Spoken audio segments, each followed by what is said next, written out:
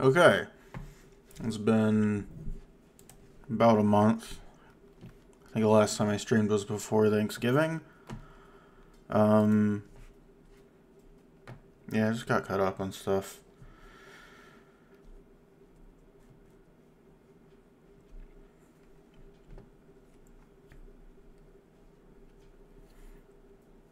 I made a small change to the game to limit the frame rate.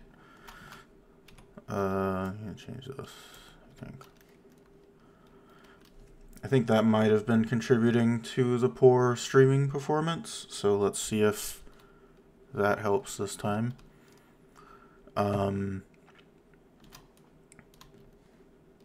Yeah.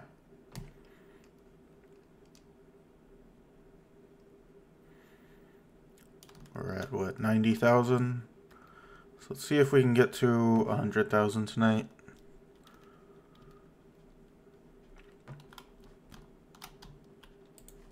Let's see.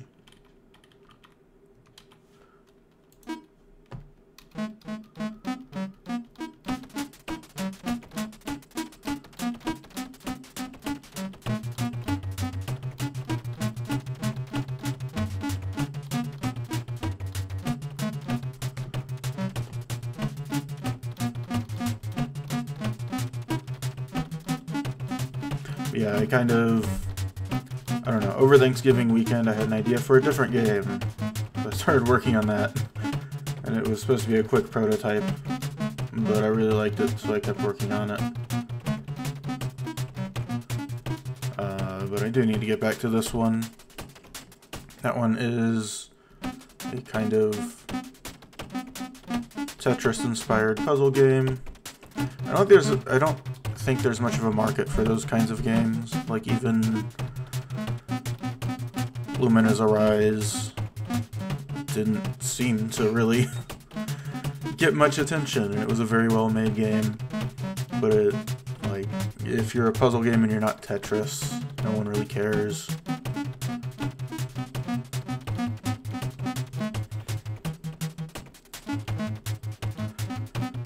But I like those kinds of games. Ugh, I need to like sit up straight and not like lean over and hurt my back. Gotta work on that posture, sitting posture.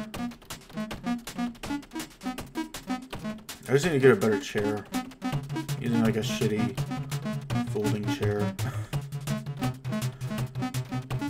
I mean, it's actually a pretty decent folding chair, if I'm honest, but it is a folding chair.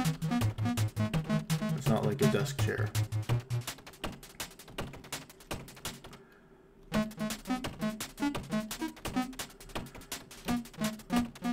I do seem to be dropping fewer frames. It says excellent condition, so that's good.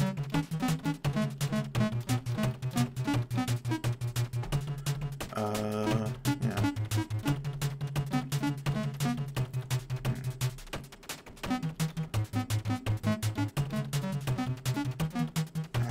Let's see.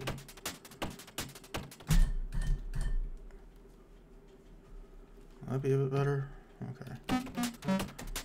I have a desk that has like a little motorized thing that can go up and down, but I'm like worried when I use it because it messes with the power somehow.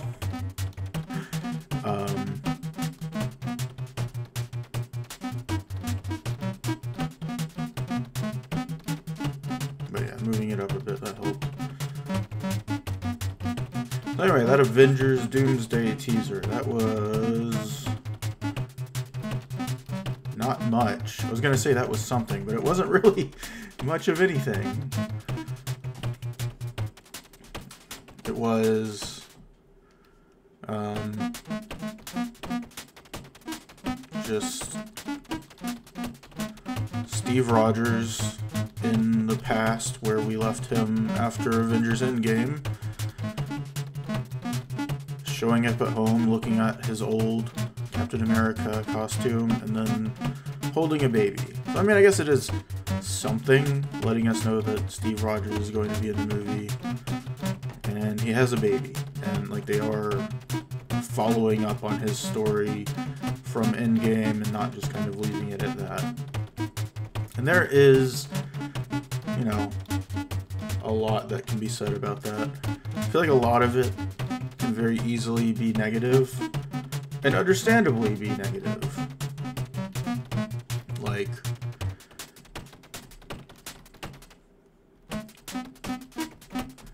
there's definitely an element of desperation where it's, you know, they haven't gotten people interested in the current batch of characters, so it's going to be hard to sell an Avengers movie based on, you know, the Thunderbolts and the Fantastic Four and all that. So they are kind of like dipping back into the well of like, oh, let's bring back these characters from when people did like the MCU. And like, I can definitely understand the people who are immediately going to the super negative, because that is absolutely why they are bringing back Steve Rogers. Because they want people to go see this movie, and they haven't done a good job at getting people connected to the characters to want to go see an Avengers movie without the characters that they are already attached to before.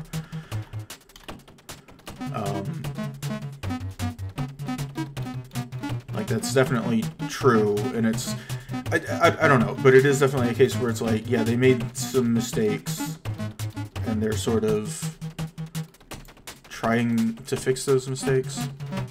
They backed themselves into a corner, and they kind of had to break the glass in case of emergency. Like this was, you know,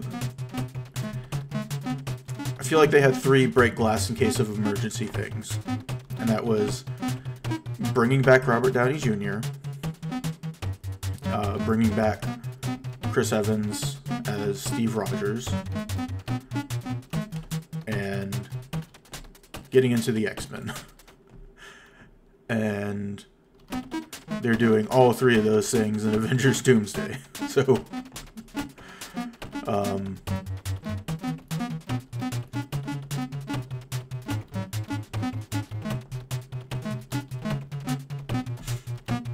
but it is, I don't know, definitely a case of like they kind of, you know, that was the break glass in case of emergency stuff, and it is kind of an emergency because they handled stuff so poorly over the past 5 years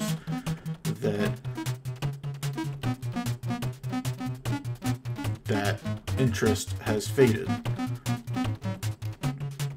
So, I mean, the question now is like, is it working?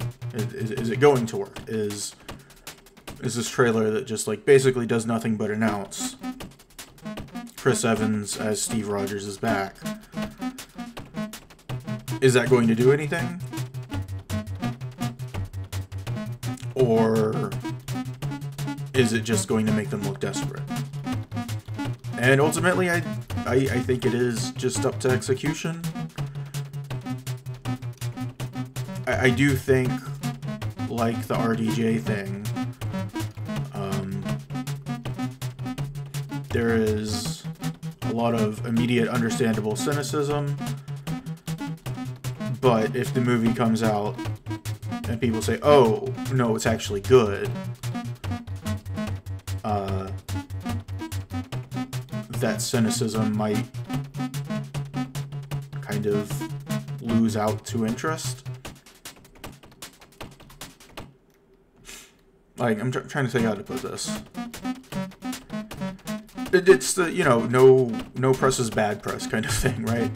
And I don't know how true that actually is. I don't totally agree with that. But, I mean, people are talking about Avengers Doomsday, even if it's not super positive. And people are talking about that teaser having Chris Evans in it. It's like they're talking about it now, and like the movie's a year out. We're gonna get more trailers. We're gonna get more stuff leading up to it.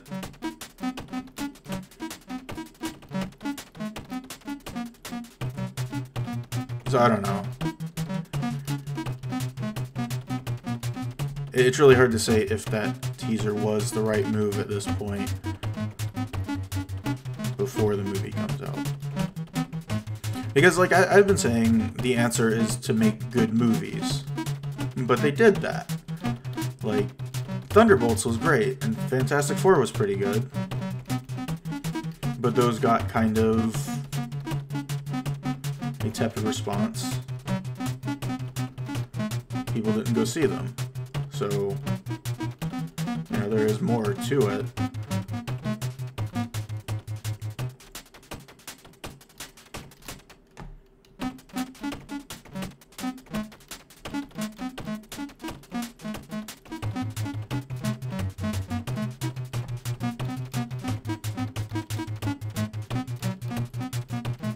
I do think, like, in terms of story, like, again, it is absolutely... If the MCU was knocking it out of the park recently, and, like, everyone, like, loved the MCU, and there was a ton of hype going into Doomsday, they wouldn't be going back to Chris Evans. I mean, like, let's bring your character back. But I also don't think that bringing his character back is necessarily, like, completely creatively bankrupt, right? I think,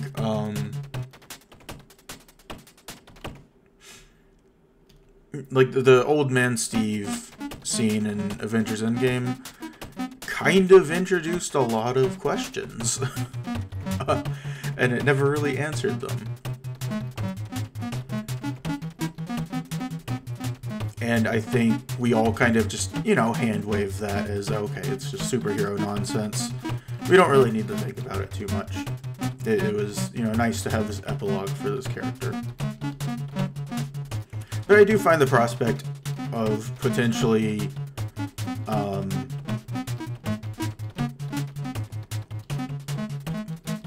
maybe Doomsday and Secret Wars are going to fill in the gaps there, and, like, then we can go back to Endgame and see that scene and, like, have more context for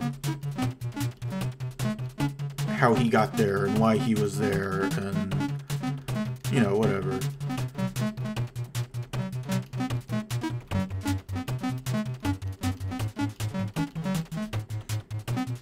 Because he was, you know, he played very coy in that scene about what happened. You know, the bit where Sam asks, like, oh, can I ask you about some stuff? Or are you going to tell me about some stuff? And he says, no, I don't think I will. You know, it would be interesting if we get sort of follow what happened to Steve after he went, like, not the whole movie of Doomsday, but if, like, part of Doomsday involved Steve, you know, going after he decides to stay in the past with Peggy, like, we see what happens, and then because of time travel shenanigans, he experiences all of the Doomsday and Secret Wars stuff before everyone else, and then he goes back and does that scene in Endgame, and that kind of that coyness,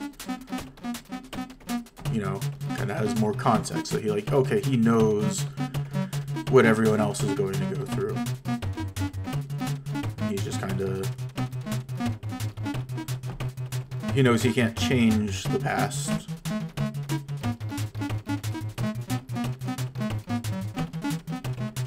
I don't know. That's kind of what I think they're gonna go with. Like, the other aspect was where does he get that shield from? Because his shield was broken in Endgame by Thanos' big old double sword thing that can apparently break vibranium.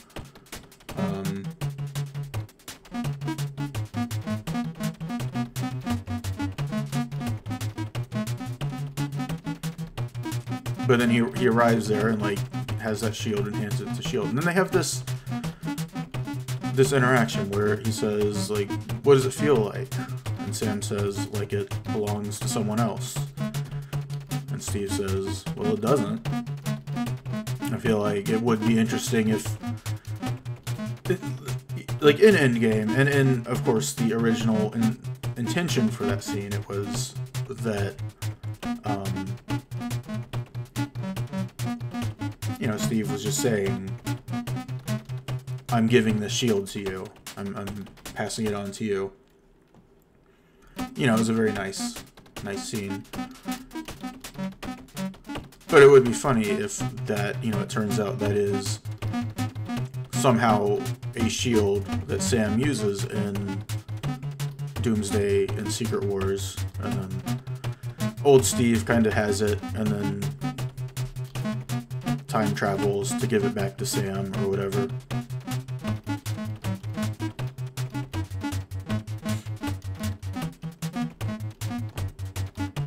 So like, yeah, no, it literally is Sam's shield. He's returning it to him.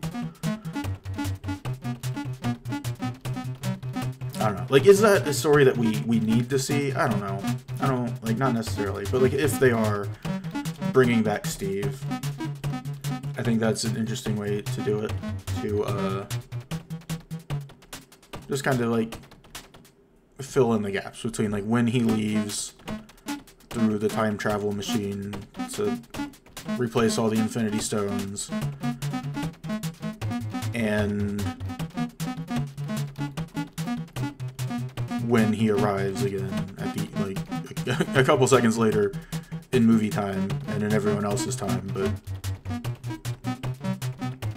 years later from his perspective. And that also, you know, kind of makes it a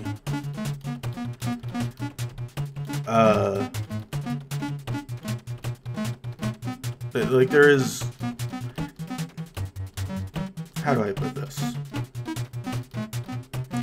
It would be very easy to do an Avengers movie, like an Avengers 5 that is just, you know, it's another Avengers movie. Like, this is just the movie about all of the new heroes teaming up and stuff. And, like, that would probably be fun. But I do think it is interesting that they are seemingly going with the perspective of, like, no, this is, like, actually a sequel to Endgame.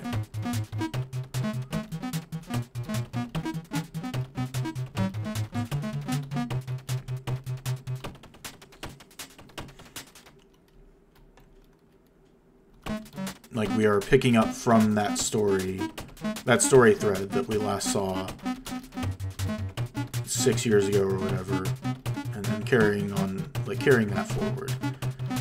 And then also, you know, that they're going to bring in all the other heroes. That's kind of like one thing, is that, like, I like a lot of the characters that they've introduced in phases 4 and 5 and 6. And I think the worst thing they could do is put those characters, you know, throw those characters under the bus. Like my least favorite thing that will happen in any big media franchise is when they're like, oh, this character didn't immediately connect with people, we're just going to give up on the character and throw them in the trash and try again and just go back to the characters who were working. I mean, a great example of that is like Star Wars with especially the Rise of Skywalker, where it was like, oh, The Last Jedi was kind of controversial. Well, we're just gonna give up on everything it tried and bring back Palpatine. And then like make spin-off shows about characters people did like, and like that is the most annoyingly cynical thing a franchise can do. And or like DC does this all the time. They're like, oh, we made a movie and it was about a character who wasn't Batman and it didn't make $8 billion, so we're going to give up on everything that isn't Batman, and we're just gonna do Batman. We're just gonna bring back Batman. And look, I like Batman, but like DC has other characters.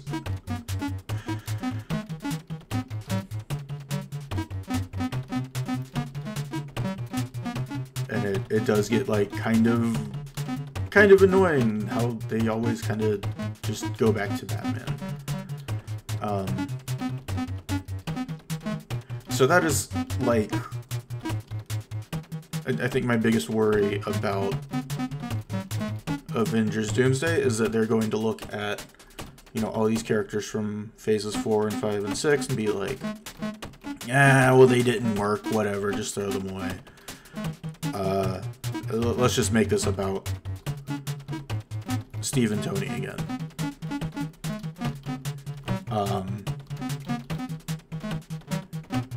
And I will definitely complain, like, if that is the case. But I don't think that will be the case. Like, I think, you know, the Steve and Tony dynamic will definitely be an aspect of it.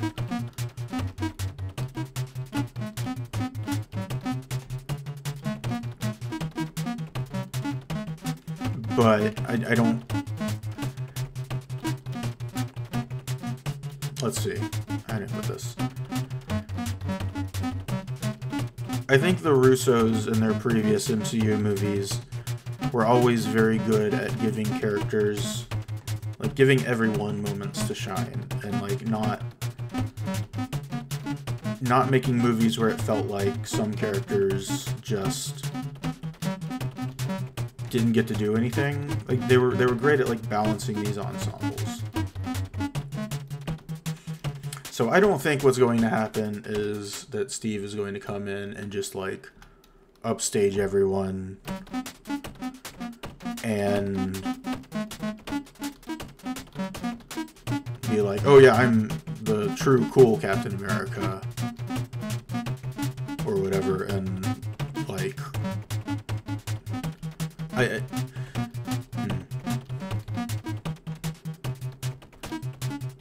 trying to put these thoughts into words. I mean, I guess those are good words. Like, I don't think Steve is going to, like, just show up and upstage everyone. I think Sam is going to have moments to shine, and I think they're going to use this story as kind of a chance to reflect on legacy, for Steve to reflect on his legacy, and for, like, Bucky and Sam to reflect on how they have carried that legacy.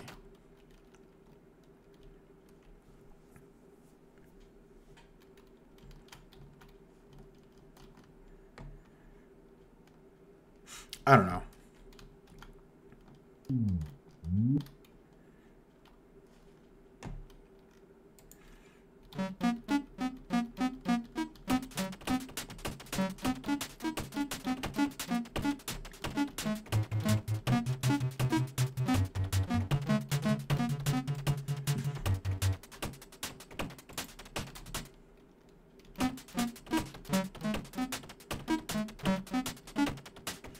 Like, I'm still, I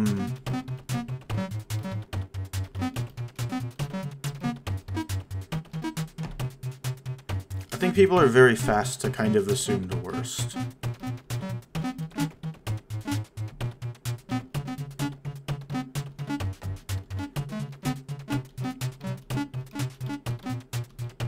to prejudge stuff. And, you know, it is like...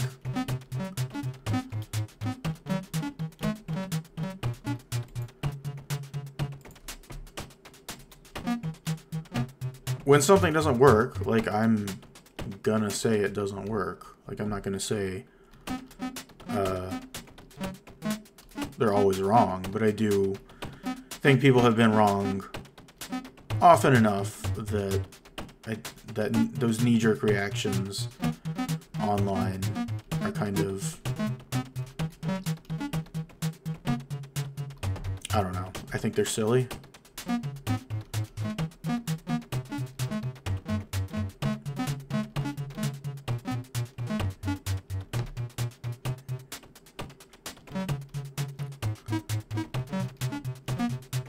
Okay, I guess to sum up my thoughts on the trailer,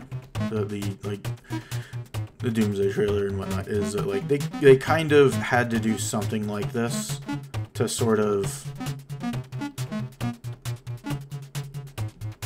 get people a little bit back interested again.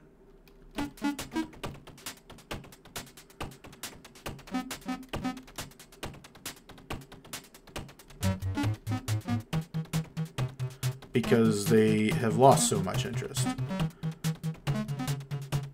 Like, if they came out with a trailer that showed, like, the Thunderbolts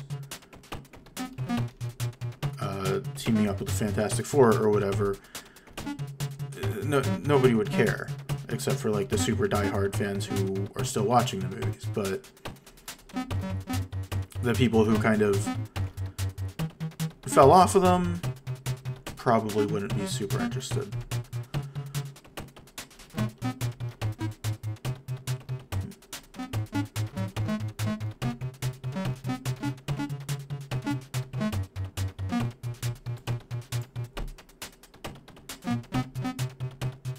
So, yeah, I think they were in a real hard spot. Like, what do you show with the first trailer? And I don't know if showing this little and, like, if they were gonna show this little, like, they showed almost nothing, and, like, all they showed was Steve Rogers is back. But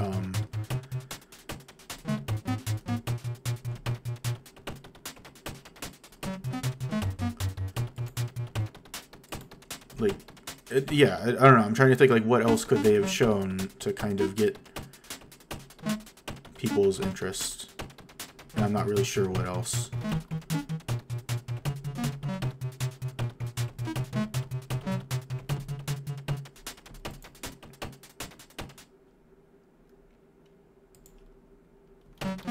Like, just generally, I think the MCU backed themselves into a really tough spot, and this is probably one of the better options they could have shown as a super early, like, year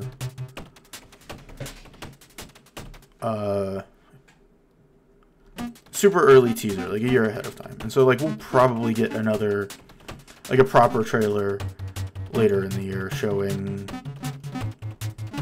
okay, then we'll see the, like, the Thunderbolts and Fantastic Four and Doctor Doom and Sam's Avengers and all that stuff. Like, the movie is still going to be about those characters, but this like, this was just kind of the super early get a bit of buzz going, I guess.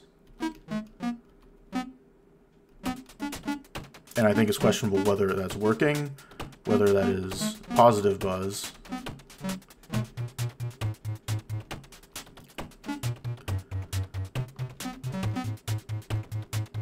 I don't know. I'm definitely, like, I am at a very wait and see point. Like,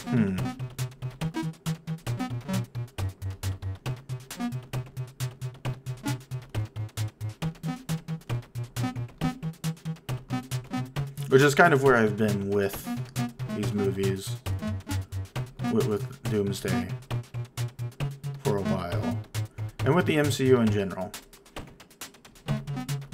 Because I've talked about this a lot, but it's, I do think you know, Kevin Feige and all of them do recognize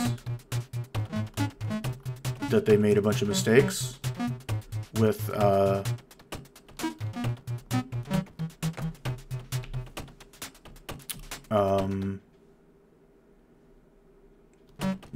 the whole multiverse saga with phases 4 and 5 and 6, and like they made some bad calls, and they know they made some bad calls, and they know what the bad calls are, and I think they are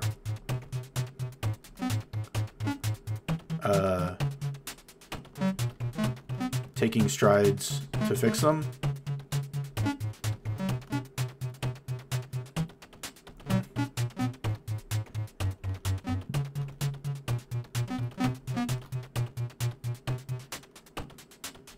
And I am interested to see if they manage to do it. If they manage to do so. But I'm also like,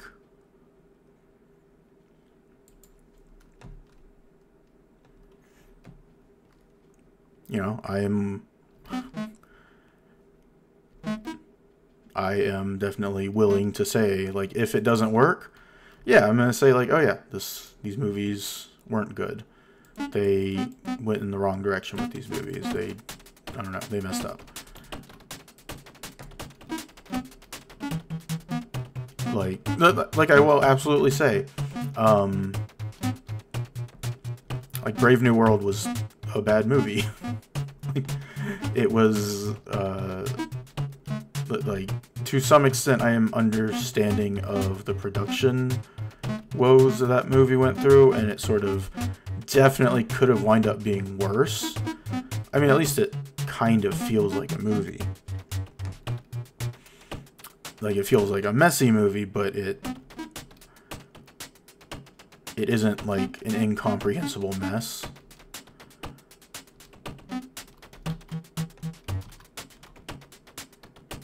Like, I don't know. It's not a Madam Web, right?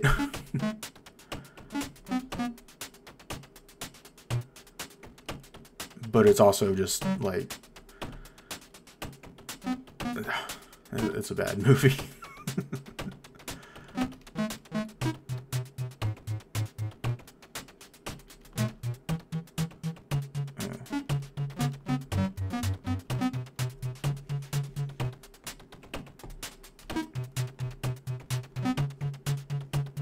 This is kind of an annoying room. It's like hard to get the inside rings. Who would design this nonsense?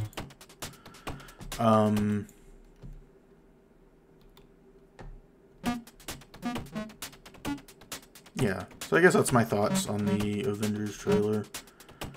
Teaser, really, because I'm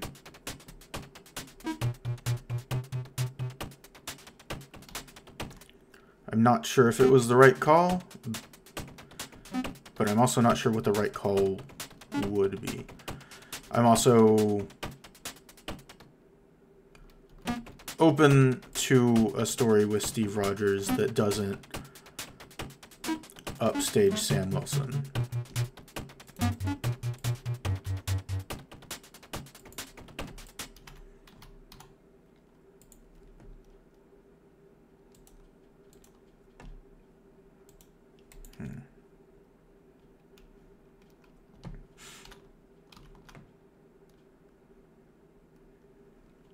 Maybe I'll rework this room. This is quite an annoying room. Remove the pillar from the center, maybe? And, like, put it to the sides.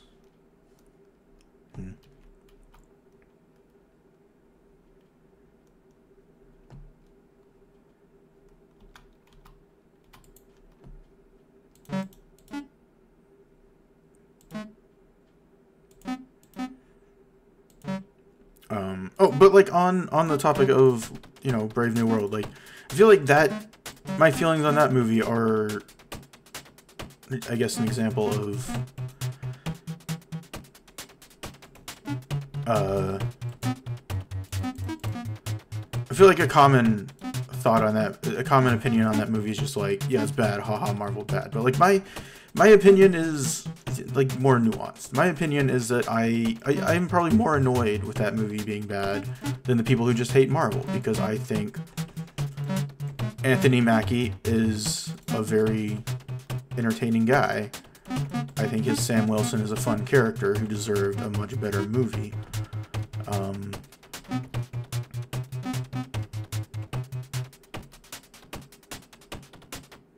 And like that's, you know, where I will be with if Doomsday isn't good. Because I feel like a lot of the people who are looking at the teaser and kind of having takes, like very negative takes on it, like kind of want it to be bad because they just like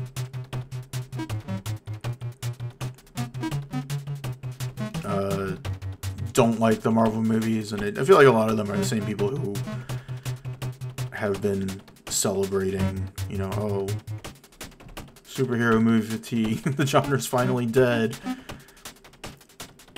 I saw someone today who posted like, there's no other movies to watch except for like these Marvel movies. And it's like, what are you talking about? There's like 100 movies that release every year, and maybe 3 of them are Marvel movies.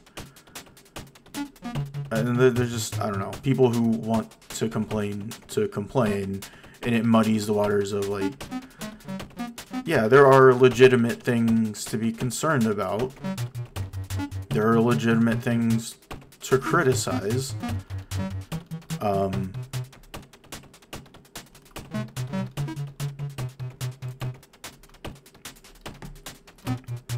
I don't know.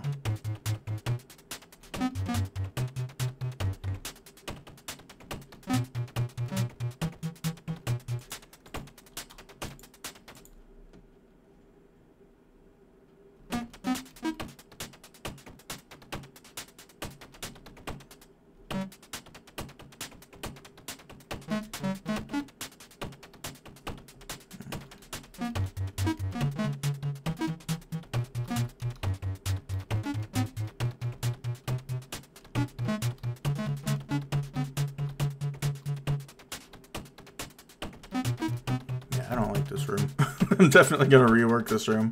I thought that would be like a fun little challenge, trying to like click on the things inside.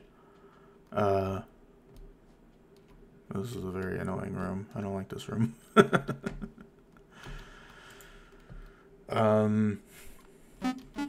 Anyway.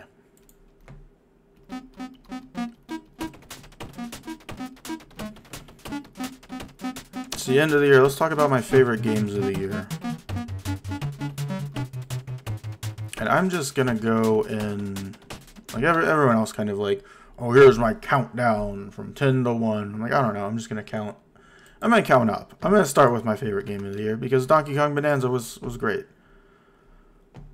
It was very just like pure fun, which is something that I don't know. I'm gonna sound like the kind of person that I was literally just complaining about, but I feel like that is a very rare thing. Like games that are just designed to be fun.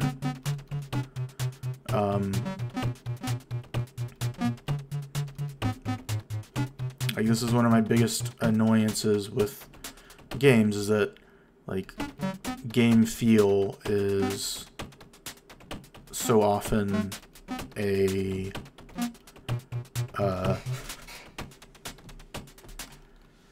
low priority for so many modern games.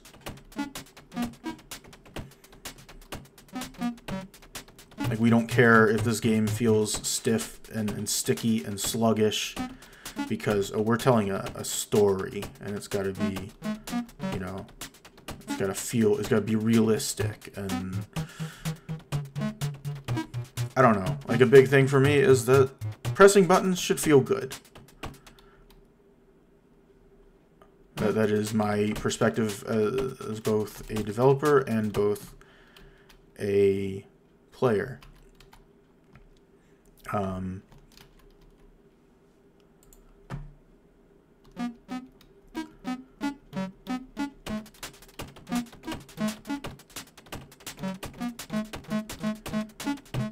don't think it's a common perspective.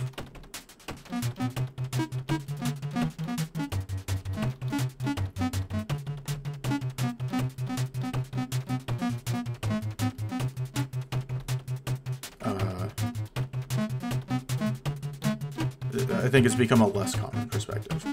But Donkey Kong Bonanza is just like every button feels good to press. Like everything you do feels good to press. It is primarily like, let's make a game that is fun to play, and then let's make a great game around that.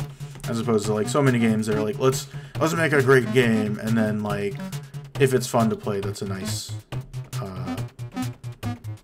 nice thing that also happened.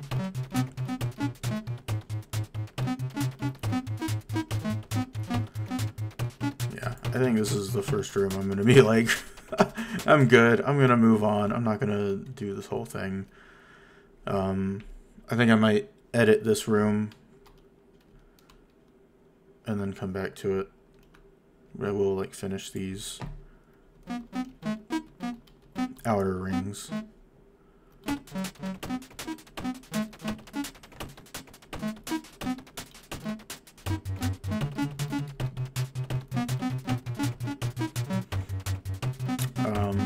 But yeah, DK Bonanza was just like an anti-boredom game. You will never be bored playing that. You will play that game and you will be having fun 100% of the time. And you're just constantly being like, oh, that mechanic was getting a little bit old. Okay, here's a new mechanic that's just as cool and fun. And yeah, you just play the game. You have fun, and if you don't have fun, I don't know what to tell you. Maybe you're allergic to fun.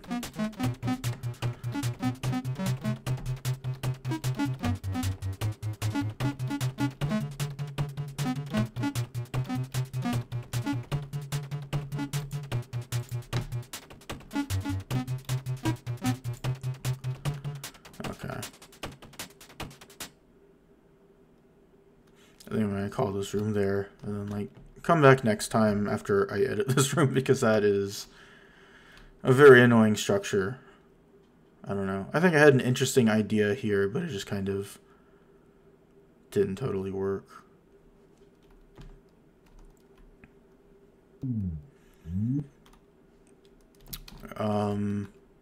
Let's see. Second favorite game of the year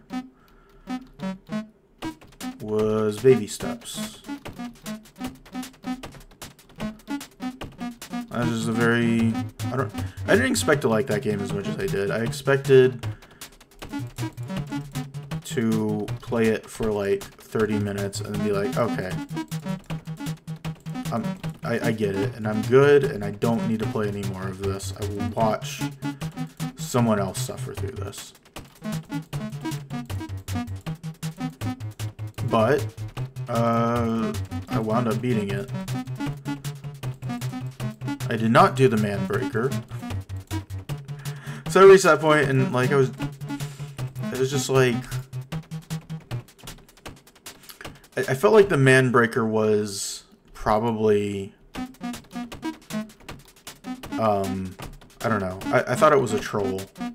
I thought like you were gonna try to do it, and then you reached a point where it was just impossible, and it just knocks you down, and you have to take the stairs anyway. And it was also just kind of from a narrative standpoint. I was like, Nate, you need to learn to accept help. Like, people have been offering you help for this entire time, and you've been doing everything the hard way for no reason. I was like, Nate, you need a break. And also, just personally, I was like, I kind of feel like I just want to finish this game, and if I try to do the Man Breaker, I am not going to finish this game. So, yeah, that was kind of my perspective on that whole part. If I ever play the game again, I'll try to do the Man Breaker properly. But yeah, the game was... I feel like they did the Fadian thing in a way that was more accessible than most other Fadian games without relying on, how to put it? Like a lot of games that have done the Fadian type thing have sort of tried to make it more accessible with accessibility options, or just adding checkpoints, or, you know, stuff like that. And I think those are good ideas, but, and they're, like, I will be just, like, blunt about this, like, those are, I am more likely to play a Fadian game that has checkpoints, or, like, makes it more manageable, because, I don't know, it would be very frustrating, it is very frustrating for me to lose progress in a game.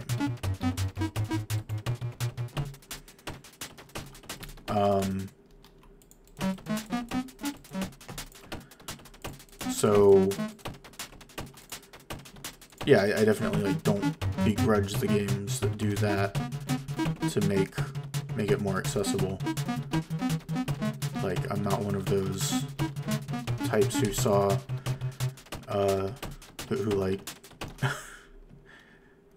like, it would be extremely hypocritical of me to be upset about a Fadian game offering an easy mode or accessibility options, because I'm definitely a person who laughs at the guys who kind of get mad at the concept, just the very suggestion that maybe Dark Souls could have difficulty options to make the game more accessible to more people. But I do think there is, like, an aspect of the Fadian game design that is sort of lost when you do kind of add checkpoints. Because the whole premise is kind of not having checkpoints, right?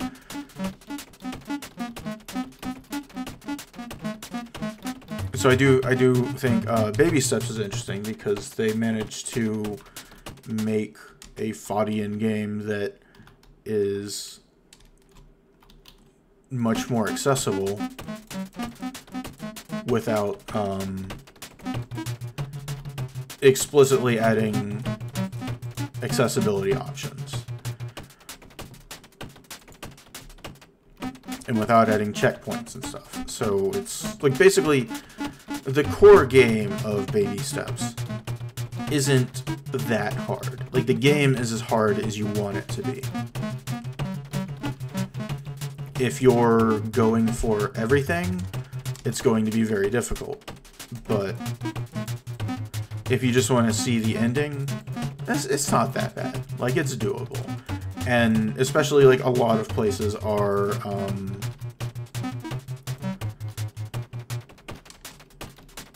like, you're not going to fall very far if you do mess up, because of the way the world is structured.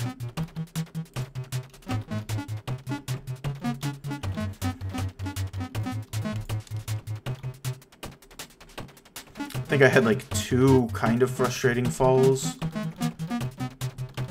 2 or 3 in my playthrough.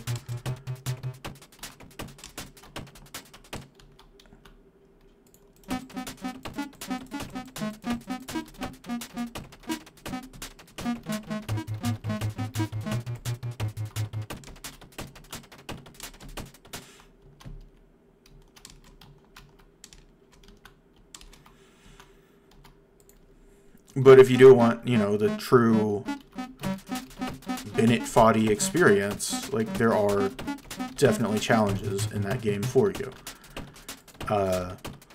Like, the Manbreaker is one of them.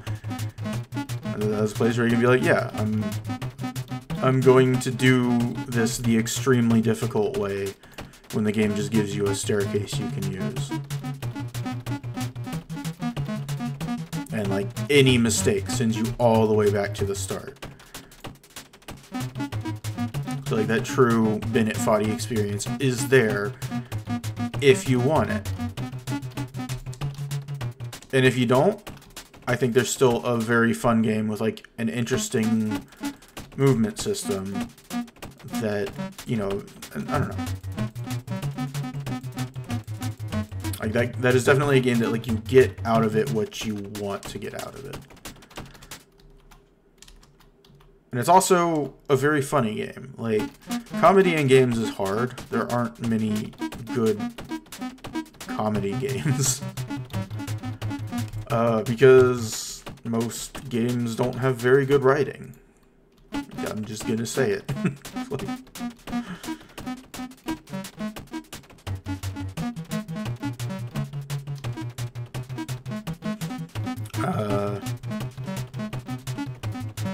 but Baby Steps made me laugh a lot. And, like, apparently most of it wasn't actually written. It was just kind of the guys improving. And then, but then a lot of the humor is just, like, not even jokes that were written, but just kind of absurd nonsense. Like, if you skip all of the cutscenes in the game, which is hard to do, because to skip cutscenes, you have to do, like, this little QuickTime event. And those actually get kind of tough.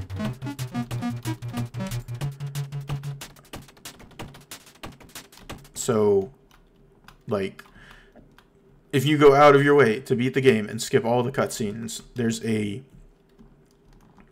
very long cutscene at the end where the two developers just, like, kind of break character and start talking about, like, man, you know, we put all this effort into the cutscenes, and the player just skipped all of them. I'm kind of disappointed.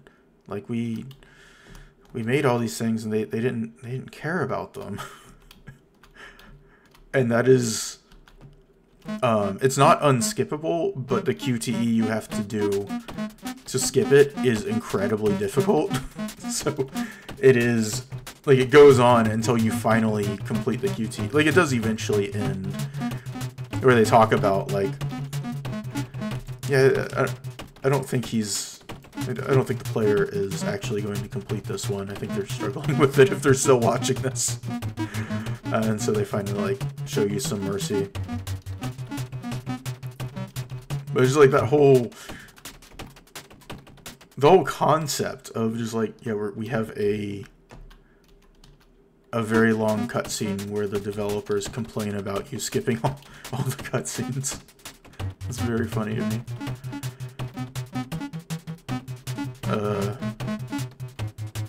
Yeah. So Baby Steps was great. It was a lot of fun.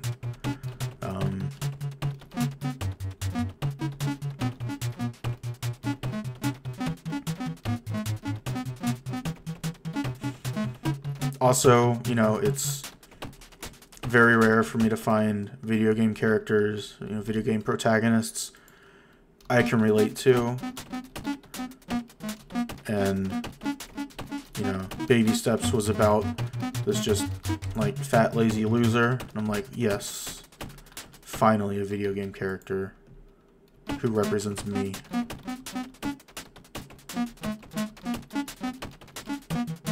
At the top of that, yeah.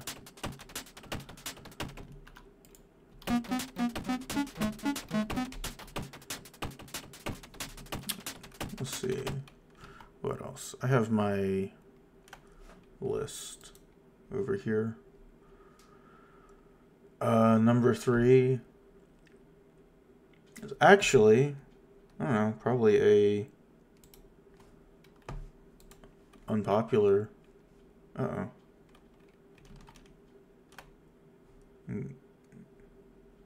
Okay, the stream is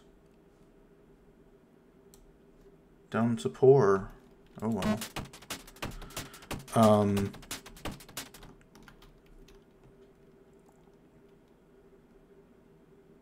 Oh well. Whatever. I guess my fix didn't completely fix it. Yeah, my number 3 game that I played this year was Mario Kart World,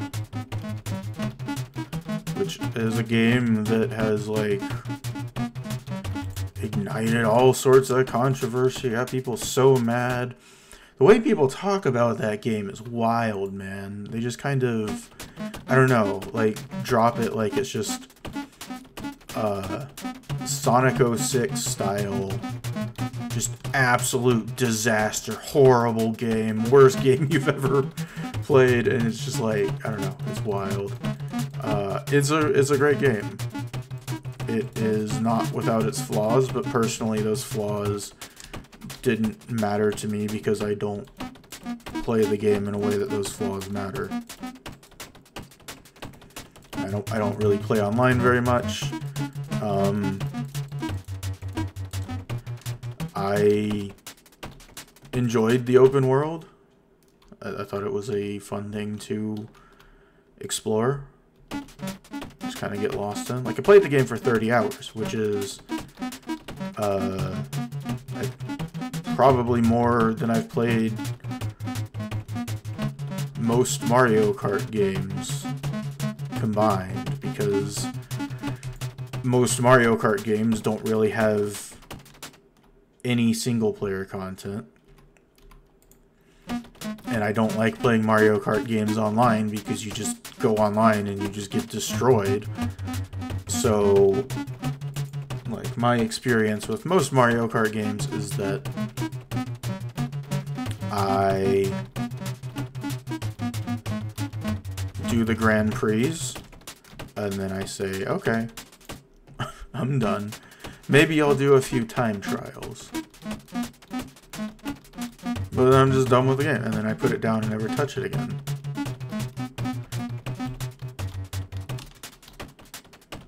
So, yeah, Mario Kart World had the open world, and it was, like, again, a case of, like, I kind of get where, I'm not even going to say kind of, I definitely get where people are coming from with the criticisms of the open world. But a lot of those criticisms were, like, positives for me, in a weird way.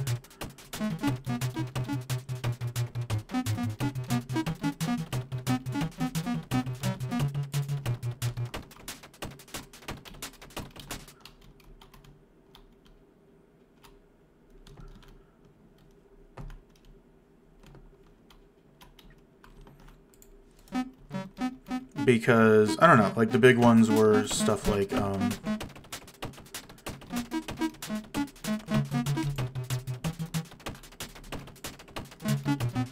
there's not a checklist, like, we didn't get stuff marked on the map of, like, where all the collectibles are and stuff, and, like, they come from the perspective of, I want to 100% this game, and the game does not want me to do that. The game is not good at helping me do that. And I definitely understand that perspective. But for me, it was fun to just kind of drive around the world on its own, I don't know, like, engage with the game on its own terms. Just kind of like, am I going to find everything? Probably not. And I didn't. But it was fun to just drive around and be like, ooh, there's a coin. Ooh, there's a panel. Ooh, there's a switch. And yeah, I put 30 hours into the game, and that's, like, what most of it was. Also, it just feels incredible to play. Like, it is by far the best playing, I was gonna say the best playing Mario Kart game. It is by far the best playing kart racing game. It's just, like, one of the best feeling racing games ever. It just feels amazing to drive around and turn and drift and trick, and yeah. And it looks great. The music, obviously, you have to, like, even people who hate the game have to admit that the soundtrack is incredible. Absolutely insane that it didn't get nominated for Best Soundtrack at the Game Awards, but, you know, as usual, that entire category And that entire awards show is a sham.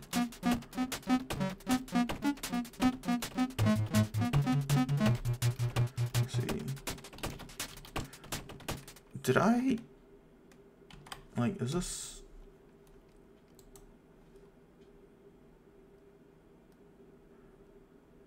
Is this stream even public? Because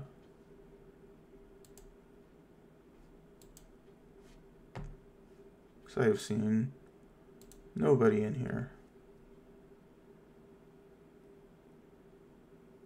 Yeah, is stream even public? Yep, it is public. So, yeah, just nobody cares.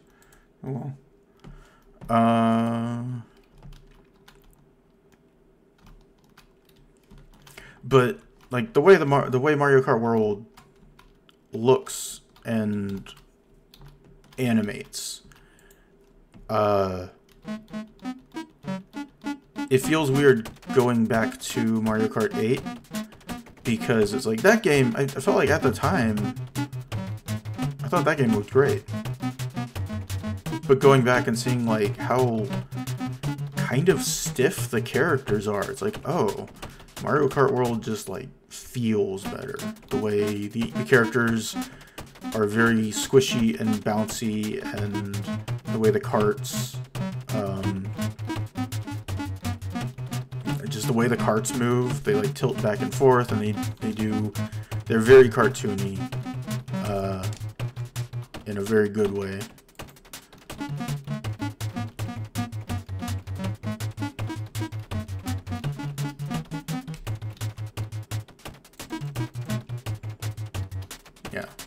So yeah, Mario Kart World was great.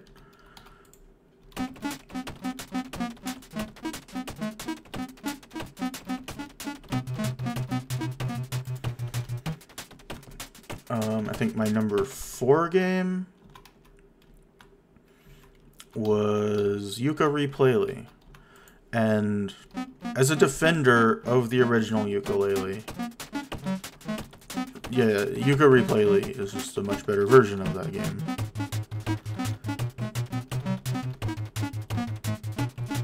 Like, Yooka-Laylee definitely had issues that even I agreed with, but I do think it, like, a lot of the hate was overblown, and it was just people repeating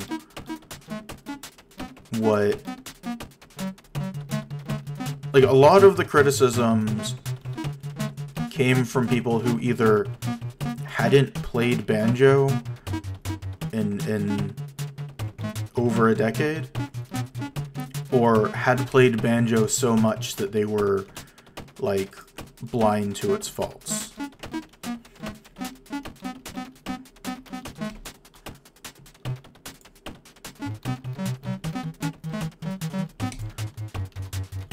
Like, there was one particular complaint that often came up with Yooka-Laylee that was like, oh yeah, they just scattered the quills around randomly, whereas in Banjo they very intelligently placed the notes to guide you where to go. And it's like, no, they didn't. That is a thing that is not true. There are plenty of places in Banjo-Kazooie where they place notes, and places that are just like weird and annoying to get to. In, you know, Gobi's Desert, there are places where they're like, yeah, you just have to climb up every single tree in this area, and every tree has like 3 notes in it.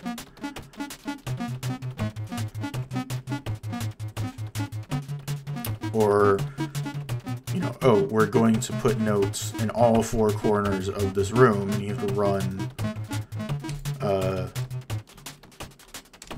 to all 4 corners. Or, like, in Rusty Bucket Bay, I remember a specific room underwater where you're swimming, and the swimming controls are obnoxiously bad in that game.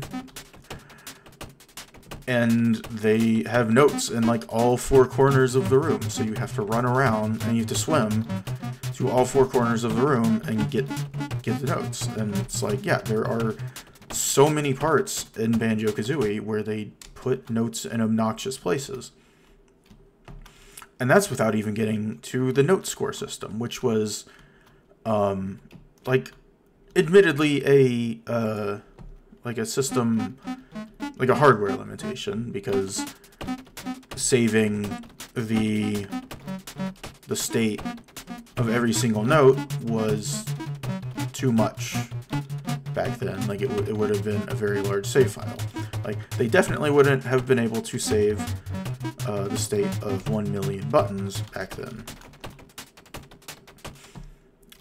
But yeah, like, what was it, 100 notes per level, and there were like, how many levels in the original Banjo-Kazooie? It's like Mumbo's Mountain,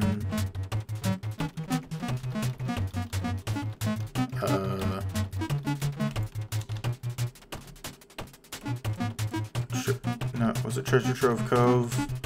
Or was that a different rare game? I think it was Treasure Trove Cove.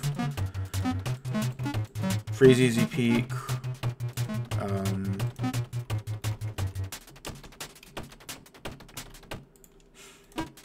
Gobi's Valley. Mad Monster Mansion.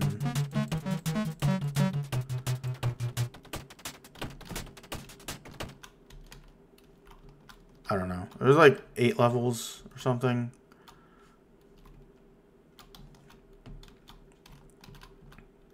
So yeah, something like 1,000 notes in the game. So yeah, they couldn't save the state. So what they did was that when you went into a level, it would like track your top note score. So like, oh, you've collected all 100 notes, or you've collected 50 notes in Mumbo's Mountain, and then you leave Mumbo's Mountain. The next time you come in, all of the notes are back, and it just kind of tracks, oh, did you get more than 50 notes this time? Okay, now your note score is that much. It's like, oh, you collected 60 notes this time, now your note score is 60. And that was bad.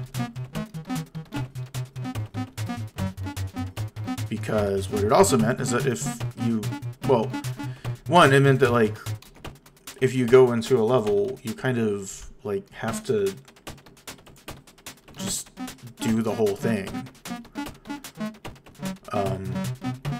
Or else you're going to have to, like, redo stuff. Like, you can't do a little bit of the level and then come back later.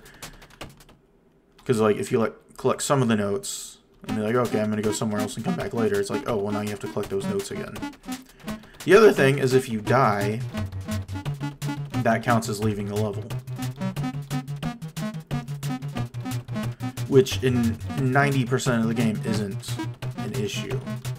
It's not a very difficult game. But there's a few places, specifically, I'm thinking of Rusty Bucket Bay, where you can just die very easily.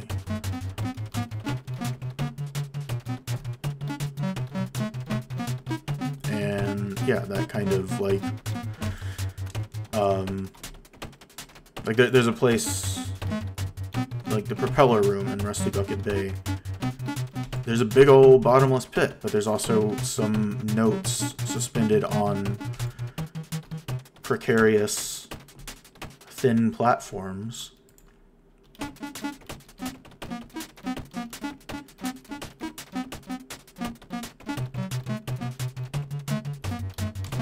There we go. Yeah, and if you fall into one of the bottomless pits while collecting any of those notes, well, you die, and you have to collect all of the notes again, and it's, yeah.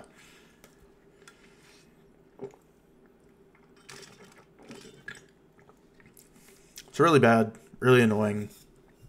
It was a hardware limitation, and it was something that they fixed in the Xbox Live arcade version of Banjo-Kazooie.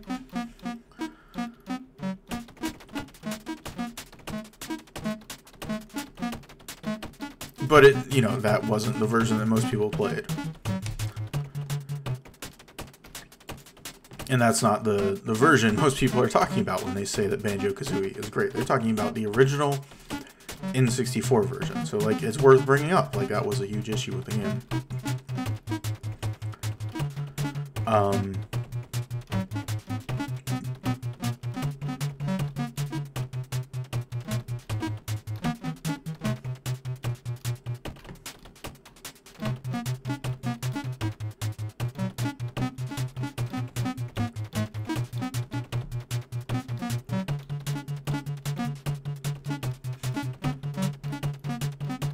So it's kind of, well, oh, that's the ceiling here. So like a lot of the criticisms of Yooka-Laylee kind of came from this perspective of people who had played Banjo-Kazooie so much that, for example, the note score issue was no longer an issue. Or they'd played it, like, they hadn't played it in a long time and didn't even remember the note score thing. Because they kind of, like, jumbled it up with other collectathon platformers.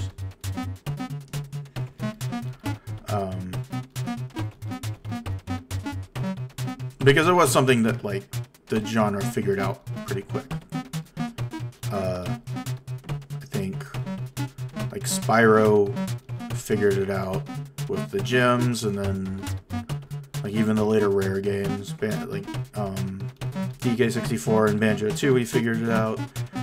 And then, like, once we got into the PS2 and GameCube era, like, it was never even an issue again.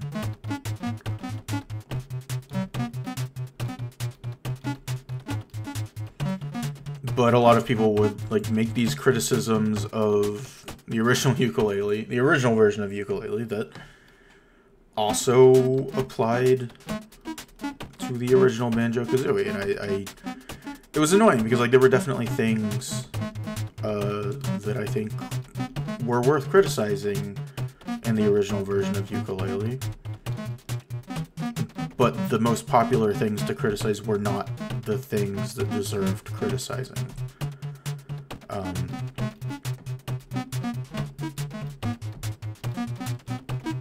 And yeah, like, one of those was the quill placement. Like, I didn't really get the problem with that. It was fine. And it was also this case of, like,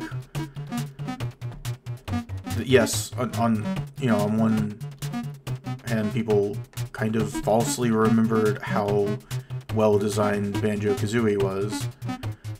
But also, Yooka-Laylee was doing the thing that they were complaining that it didn't do. Because the idea in Banjo-Kazooie was like, oh, they smartly placed the notes to kind of guide you where to go. And the thing about Yooka-Laylee is that they also did that. Because, like, one of the big complaints about Yooka-Laylee was like, oh, why did they put the quills, like, on all the corners of these platforms? So you have to run to all four corners of the platform to collect all of the quills. And it's because, you know, in the 20 years between Banjo-Kazooie and Yooka-Laylee, they invented this thing called draw distance. That if you see a little, you know, a quill bouncing up and down on the corner of a platform, you say, oh, I haven't been over there. I should go over there and get that quill. And there might be other stuff over there that, you know, I want to collect. Or the controls. I thought Yooka-Laylee controlled very well. I thought Yuka moved very smoothly, very quickly. There were a few things that I think they could have kind of ironed out a bit. But overall, I thought the game felt very nice to run around. Whereas, like, Banjo, even back in the day, I always felt... Oh, hey. I'm just rambling about my games of the year, and I went off on a huge tangent talking about Banjo-Kazooie versus Yooka-Laylee. I was about to talk about how I thought Banjo-Kazooie had pretty stiff controls. Like, I like Banjo-Kazooie, but I think people kind of... It is a game that is much better in people's memories than what the game actually was. And I think the original version of Yooka-Laylee kind of was unfairly compared to an idealized version of Banjo-Kazooie. No. Yeah, no, they're games. I don't know much about instruments. But all that said, I do think a lot of the criticisms of Yooka-Laylee were fair. So it is good that they kind of did a remade version that fixed a lot of the issues with the game. Because I think Yooka-Laylee is a much better version. Like, when they first announced it, I was like, why are they remaking this game that is very, very recent? But after playing it, I'm glad they did, because it is a better version of the game that I can recommend without asterisks. It's like, yeah, this is just a very good platformer that fixed a lot of the issues people had problems with, and yeah.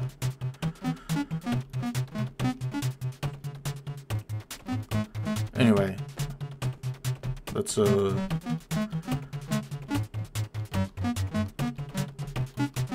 I actually wasn't sure if I had made this stream public, so I'm glad you came in, Finley. What are you up to? Are you doing Christmas stuff?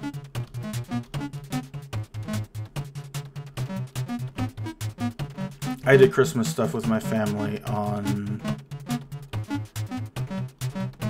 last Sunday, so I don't know if I'm doing anything on Christmas.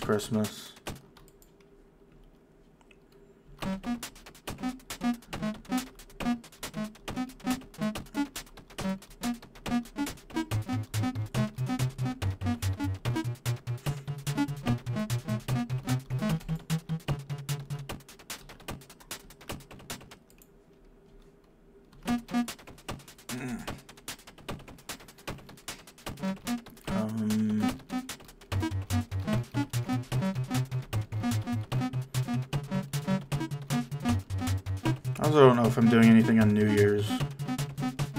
Probably not. I don't really drink, so it's like New Year's isn't a Kevin holiday. It's a drinking holiday.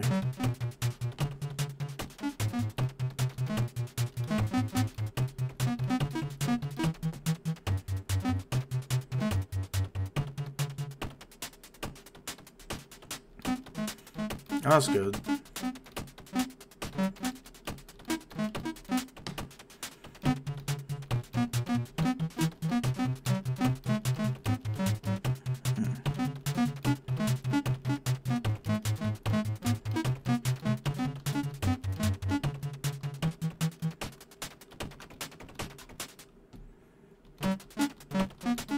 Oh, AWA? Yeah.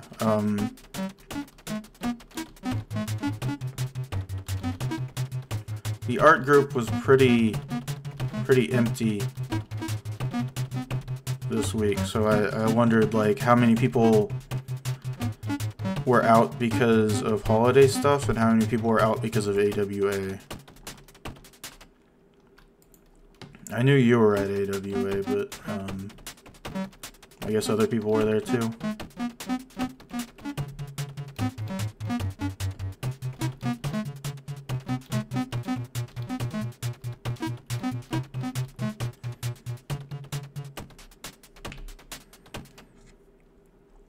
That's always fun. Just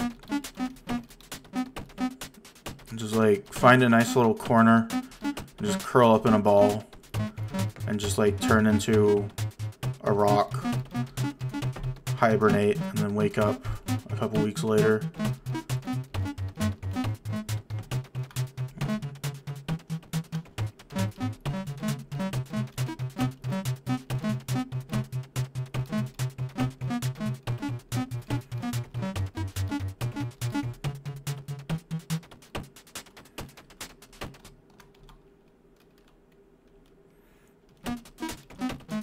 Yeah, I think,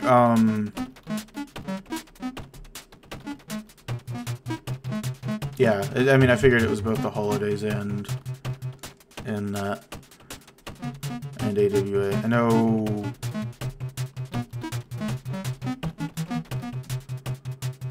yeah, a few other people went, I think.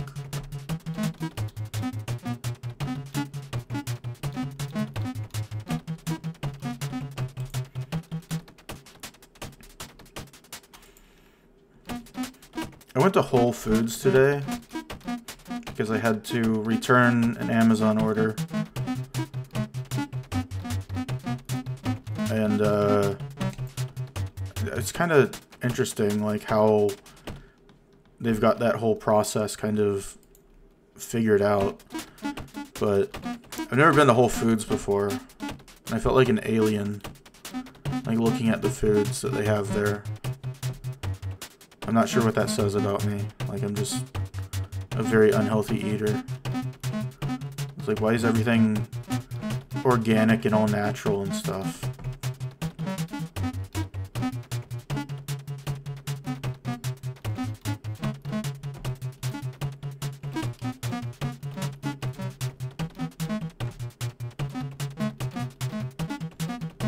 So I was gonna, like, do some grocery shopping while I was there, but I couldn't find any of the groceries that I usually get.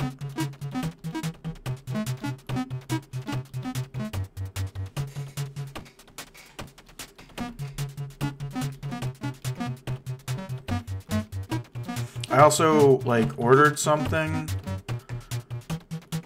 like a box of Sharpies, and it never arrived. Like, it said it was delivered, but I didn't get it. So I did a thing, like, I was, like, requested a replacement, and I got the replacement, and then I, like, checked online, and I guess the person who, like, set it up as a, like, a replacement, like, I'm supposed to send back the one I got, except I didn't get it. That's why I was requesting a replacement.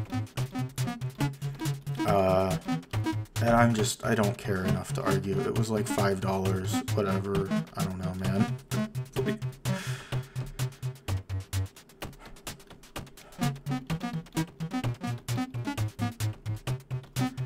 Like, sometimes it's like, someone else made a mistake, and it's just like, I only have so much energy to argue about this stuff, man. Like, first they made me sit and talk to a stupid chat bot that said, oh, we're going to set up, like, we're going to send you a replacement. And then it said, whoops, I can't send you a replacement. Now you'll talk to a real person. And then I talked to a real person, and they did it wrong. So, like, the chatbot couldn't actually do it, and then the real person did it wrong. So it's like, man, if I, like, try to get this sorted out, they're just gonna make me sit, like, talk to a robot again, and then talk to a person who may or may not do it right. It's like, that is not worth $5 to me. Just keep my $5.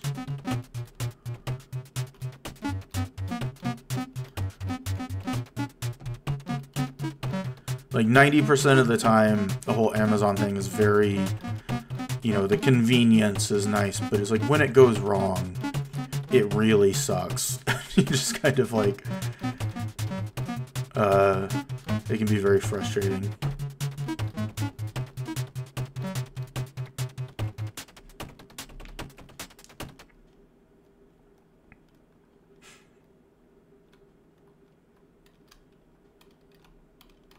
Yeah, the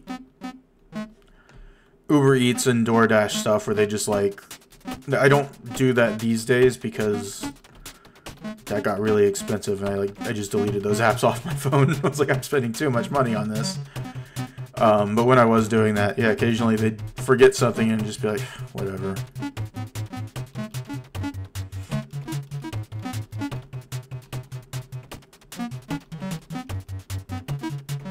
Like,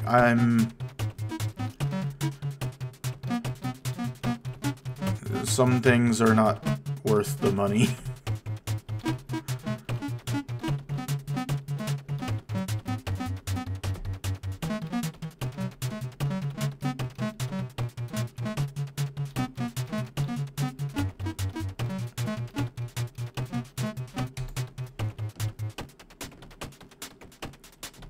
Let's see, have I gotten to 10,000 yet? Almost. Let's see. What was my...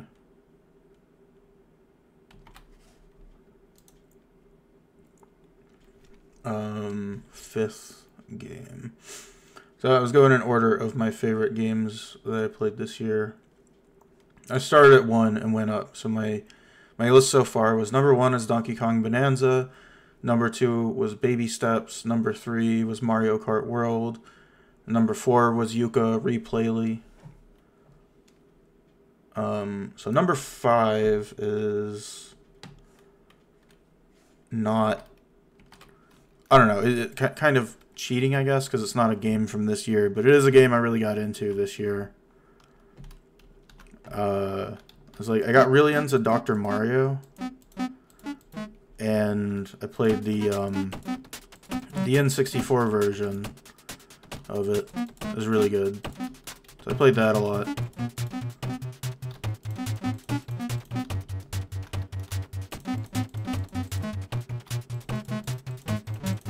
Like I went and played all of the versions of Dr. Mario, and I think that's the best one.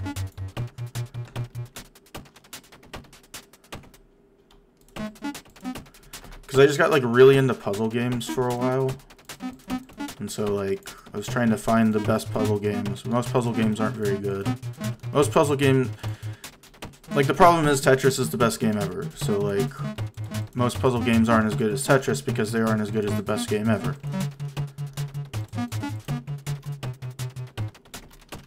Button moment, real button moment.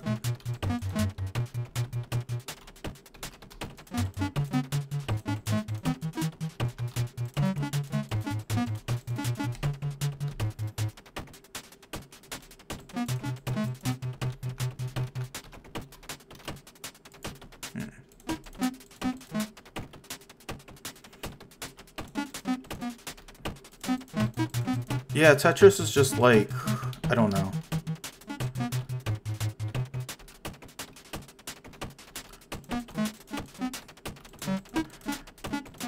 Like, Tetris is just a game that, once you kind of get good enough at it, it is a very turn-your-brain-off game. Which is weird because it's supposed to be a puzzle game.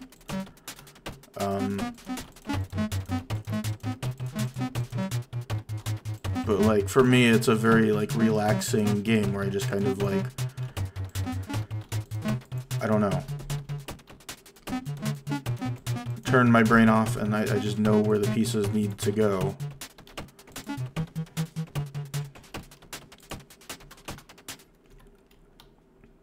But yeah, like, I got really into... Because the guys who made a Tetris Effect, which is my favorite version of Tetris, came out with a new game called Lumines Arise, which is like a similar thing but with a different puzzle game called Lumines, and I just didn't like it as much. I still liked it. Like, that's my number 6 game of the year. But it did send me like down a quest to find like, let's find another puzzle game that I like. And I did wind up really liking Dr. Mario because I really got into watching competitive Dr. Mario. And they play the NES version. And that gets really intense. Like, surprisingly intense. So I went and like tried every version of Dr. Mario. And Dr. Mario 64, like, its main mode is versus CPUs, so other versions don't have, like, versus CPUs. And it has a whole story mode where you do CPUs, but then it has a bunch of other modes, too. And it has, like, some nice presentation. Yeah, so it's just, like, the best version of Dr. Mario, in my opinion. And then I hunted down the 3DS version of Dr. Mario, and it just...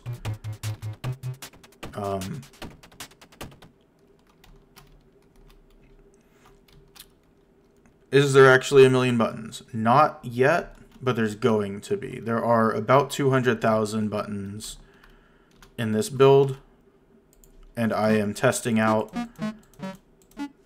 I am testing them out to make sure, like, this build can be 100% completed, so that all 200,000 buttons can be clicked. You will see over here that I have clicked 99,496 buttons, and I have been playing for almost 15 hours. So, yeah.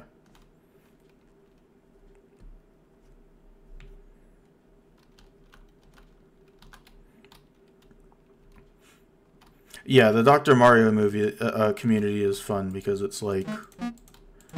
It's a very mom game for some reason. Like, a lot of people are like, oh yeah, my mom plays Dr. Mario. And then their mom turns out to be very good at Dr. Mario and just kind of, like, shows up at the Dr. Mario and, like, just kicks the asses of all the kids that, you know, think they're great.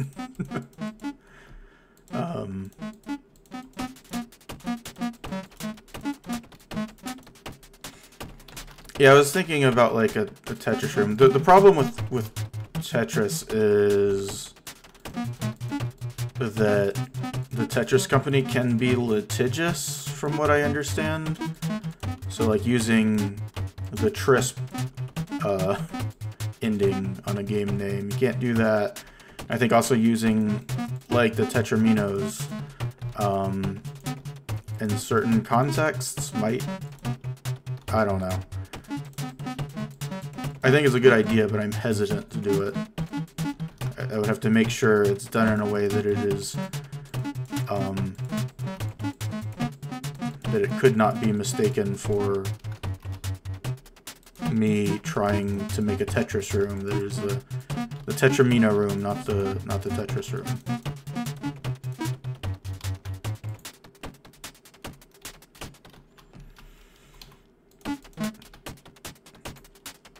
Yeah, Luigi's Mansion is good. If you have... So I know you have a Switch too. If you have the Nintendo Switch Online subscription, they have, like, the GameCube games, and Luigi's Mansion is on that. The first one is. And then the two... Yeah, I know... Yeah, not actually, like, a Tetris room. I don't know. I'm just a bit, overly hesitant to avoid any sort of legal issues. I don't know. But yeah, Luigi's Mansion is good. It's a fun game. It's pretty short. The first one is. Have I gotten to 100,000 yet? Oh, 300 more to go before I'm at 100,000. Okay. Let's see. Oh, this room. Do I want to get into all this now? Might as well.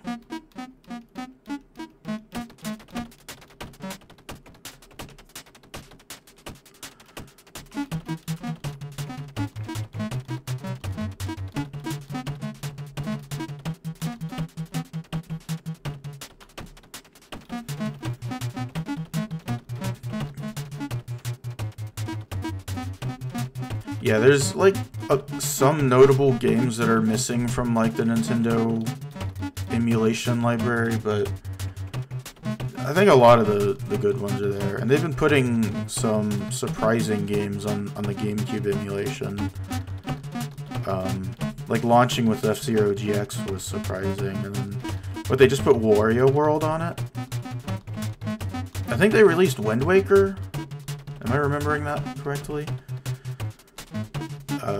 Yeah, and Luigi's Mansion a little bit ago.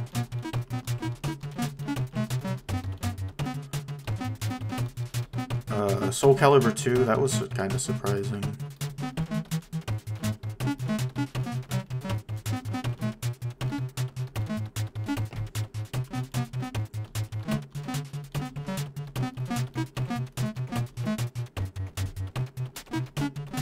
But yeah, that's where I played the, like Dr. Mario 64. I just kind of played every version of Dr. Mario they had.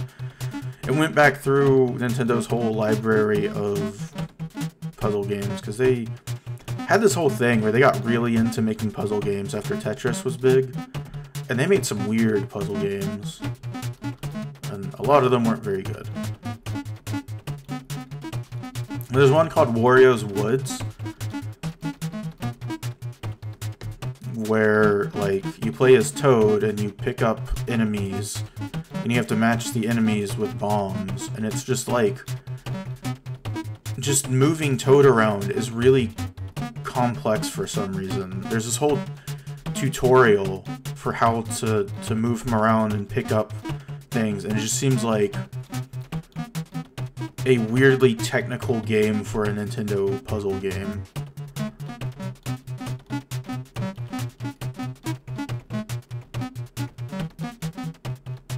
Oh. I think we just passed 100,000. We did it.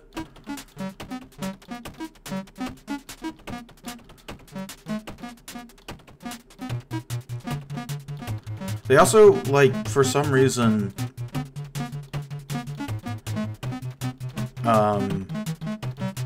like, early on, they knew that Yoshi, like, after Super Mario World, they knew that Yoshi was, like, they had something with that character.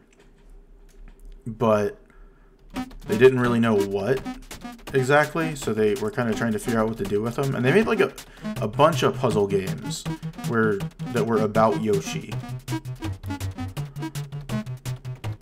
Like, Yoshi was just their puzzle guy for a while, for some reason. So there was, like, a game that was literally called Yoshi, where you are trying to match, like, enemies are falling from the top of the screen, and you have to basically get the bottom half of a Yoshi eggshell, and then put enemies in between, and then get the top half of a Yoshi eggshell. And it creates a Yoshi. And it's not very good, but yeah, it is one of those Nintendo puzzle games. Then they had Yoshi's Cookie, which is apparently in some legal limbo, so that's not actually available in any of the whatchamacallit services.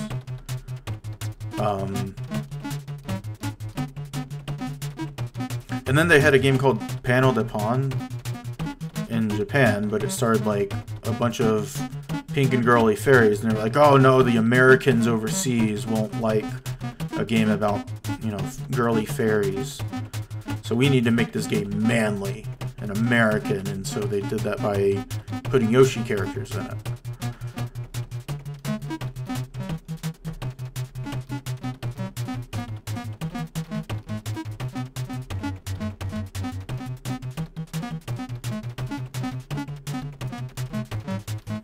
But then the really funny thing about that is that they just kind of didn't tell anyone.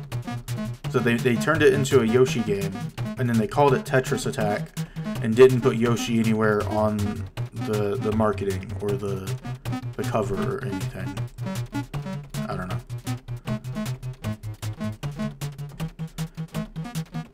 And now that game is kind of stuck in legal limbo forever because they use the name Tetris Attack and they don't own Tetris.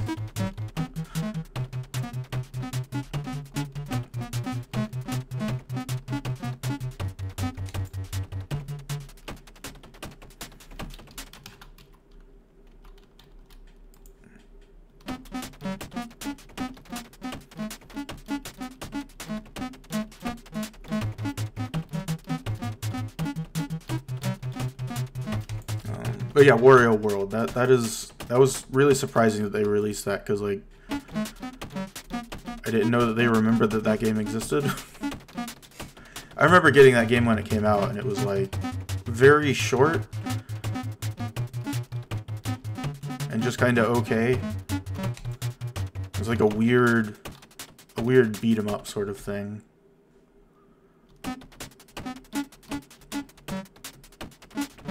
But with platforming.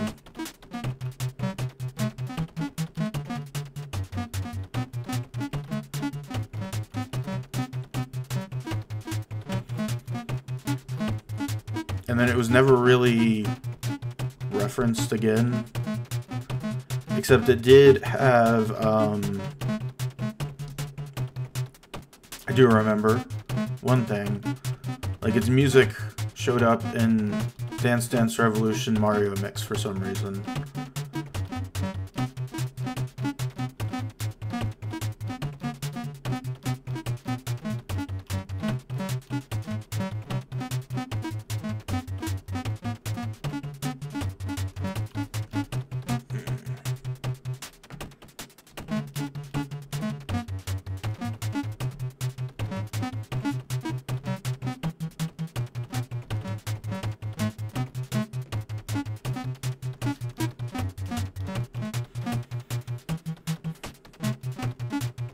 So you could do like a spinning pile driver on enemies. That was cool. I don't know. Maybe I'll boot it up. So I haven't played it in, you know, the 20 years since it came out. Alright. See you, Finley.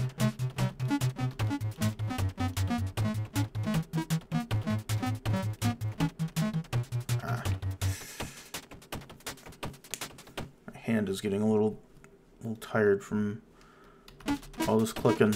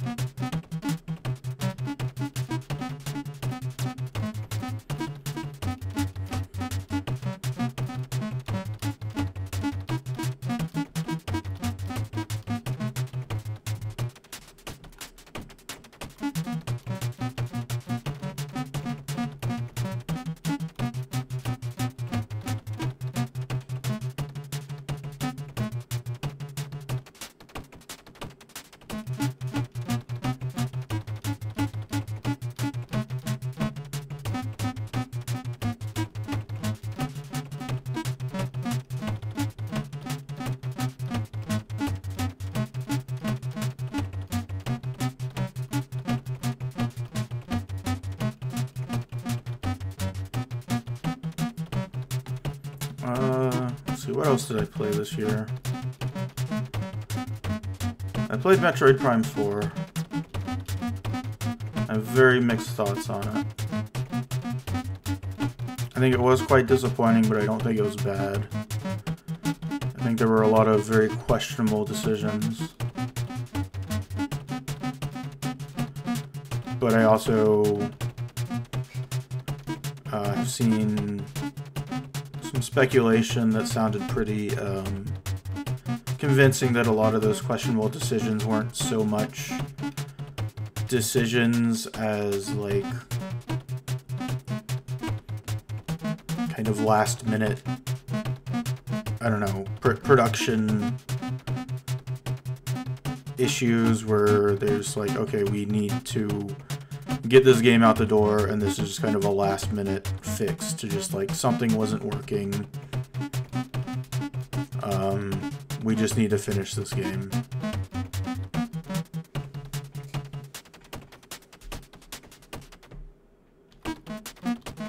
So it's definitely a case of like, I am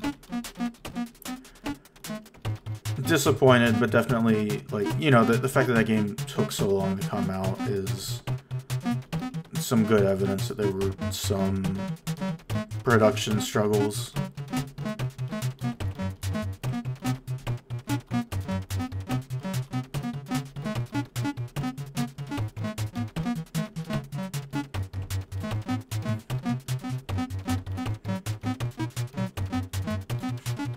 I also think, like, my issues with the game aren't... Like, before the game came out, people were very worried about a lot of stuff.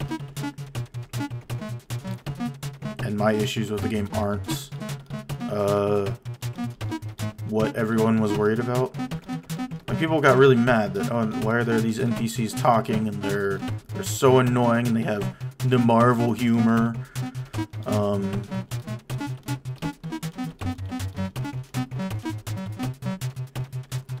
And I didn't wind up having much of a problem with those guys.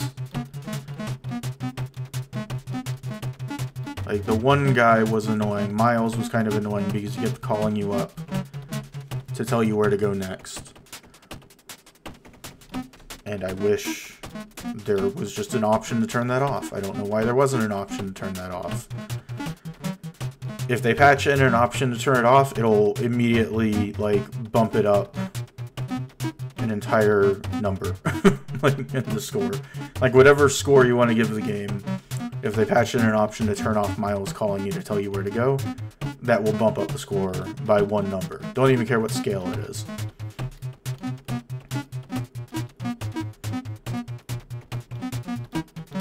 But as a character, I didn't think he was that bad. He was kind of like an annoying little brother kind of character.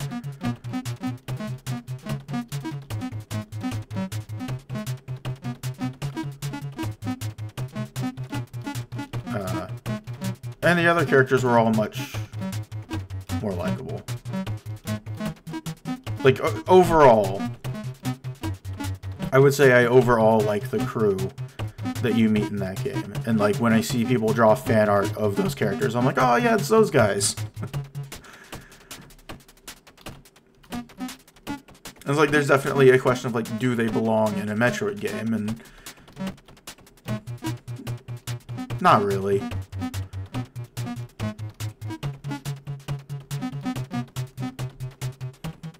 But, like, they weren't disastrous. They were more likable than annoying.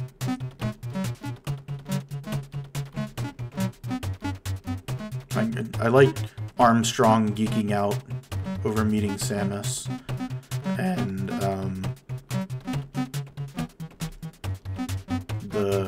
what's his name? Duke? Sarge, or whatever his name is. Like, trying to play it cool around Samus, like, trying to act like he isn't also impressed by, oh, it's the legendary bounty hunter Samus. He's like, no, I'm a very cool and serious, Sarge.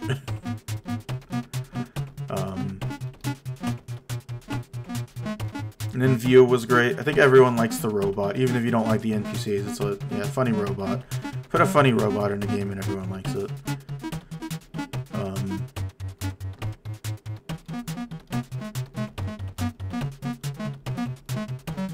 And then the other guy, I kind of don't really have many feelings on. I don't even remember his name, but the mysterious hunter guy, it's like, eh, he's fine.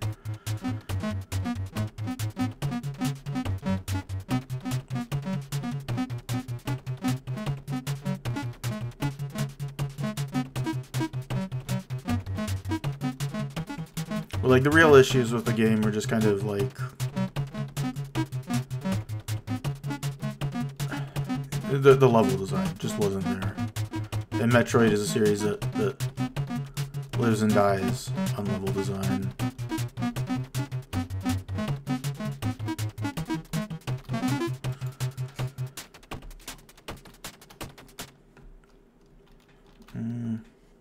Let's see. I'll go this way. Well, let's see. What way do I want to go? I guess I'll go this way. Oh boy, it's the same room again.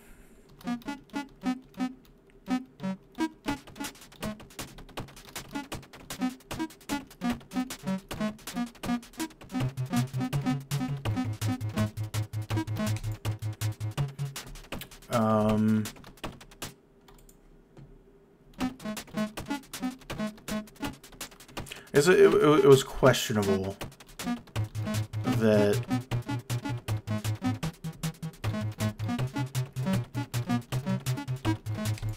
so like the first 3 Metroid Prime games kind of progressed in a particular direction in terms of like the structure of the games, and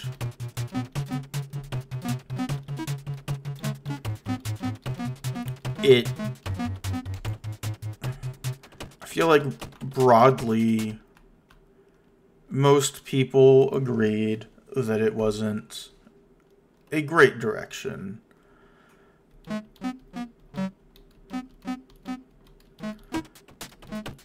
That, you know, Metroid Prime 2 and 3 are still really good games. And, you know, in some ways they do things better than the first Metroid Prime. But, in terms of, like, the structure, I think they started to feel much less Metroid.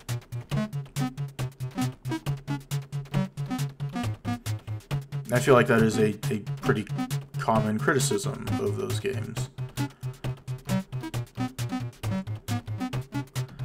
So like Metroid Prime 1, it is very Metroid. It is very specifically Super Metroid. It almost feels like a 3D remake of Super Metroid. You're in one interconnected world, and you know, there's a bunch of different biomes, and all the biomes are connected. And the world is like a big maze. You're going around and, you know, doing Metroid stuff.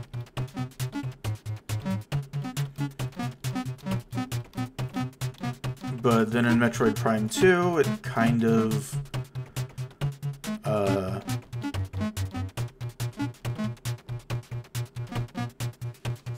it loses some of that. Like, Metroid Prime 2 is still really good, but it like, instead of having one big interconnected world, it's like there is a hub, and then there are 3 areas that branch out from the hub, and the game, you know, progresses like, okay, I'm gonna do the hub, and then I'm gonna do the next area. I'm gonna do the hub, and then I'm gonna do Agon, and then I'm gonna go back to the hub, and then I'm gonna do Torvus, and then I'm gonna go back to the hub, and then I'm gonna do Sanctuary Fortress, and then, yeah, that's like, it was weird for a Metroid game. And I think Metroid Prime 2 is still great, but it, like, that didn't feel like the direction the series should go. And then, though, you know, to the strength of Metroid Prime 2, I think the individual level, like, on a smaller scale, the level design actually got stronger. Like, the individual rooms and the way they connected felt better than in Metroid Prime 1. And they started doing this thing that has become much more common in recent years, where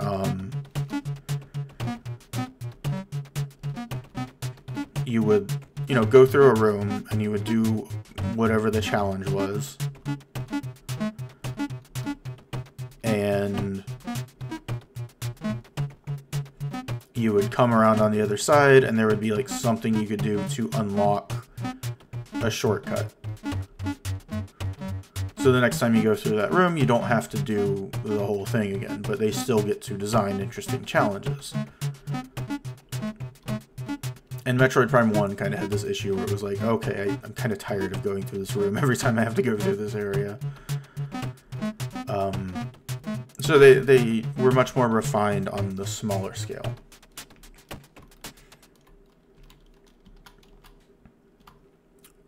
But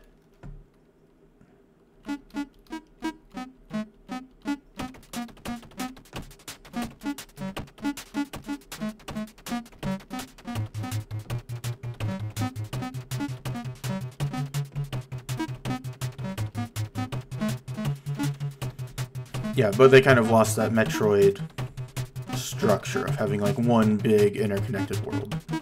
And then Metroid Prime 3, like, it didn't even have a hub. It just had like a few main planets, and then you just selected the planets from the, like, from a map screen. So that kind of lost the Metroid structure even more. And then on top of that, it started to feel much more guided and linear. But the thing is, like, I understand why those games were like that. And I can be a lot more forgiving for those games. Because Metroid Prime 2, like, they originally had a different idea for what that game was going to be. And then some time into development, that original idea was completely scrapped. And so they basically made the Metroid Prime 2 we got in, like, a little over a year.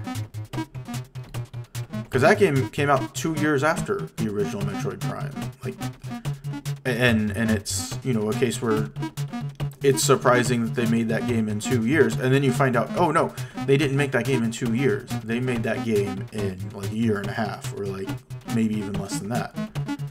So yeah, like, considering that, I am understanding of why they would go for a more segmented structure.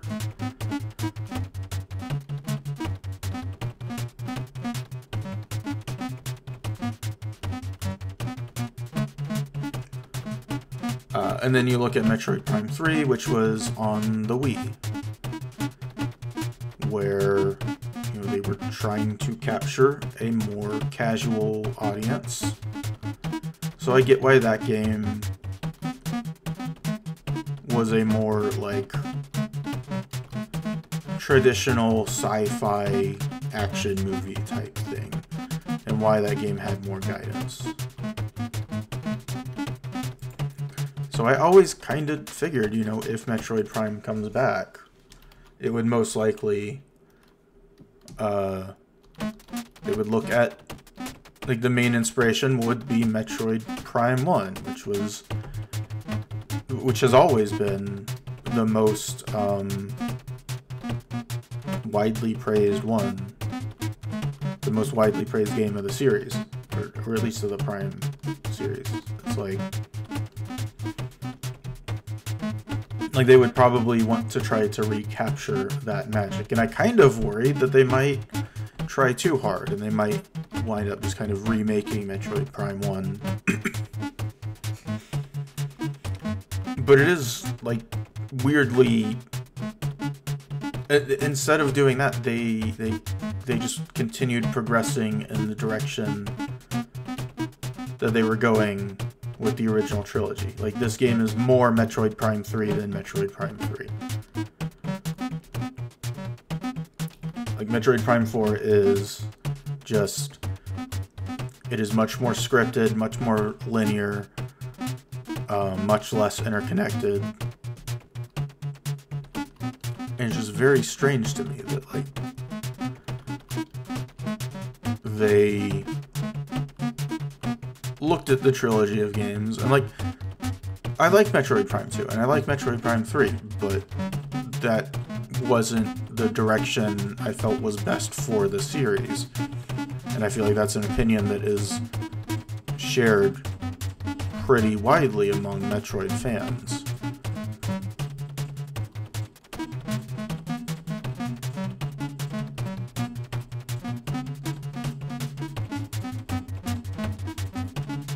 And it's very strange to me that it wasn't an opinion that was shared with the people who made the Metroid Prime games, apparently.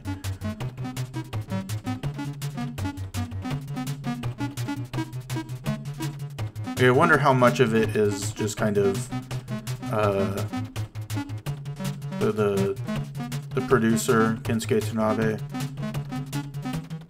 Like, maybe he just has an idea of what Metroid is that doesn't align with what the Western fans think Metroid is.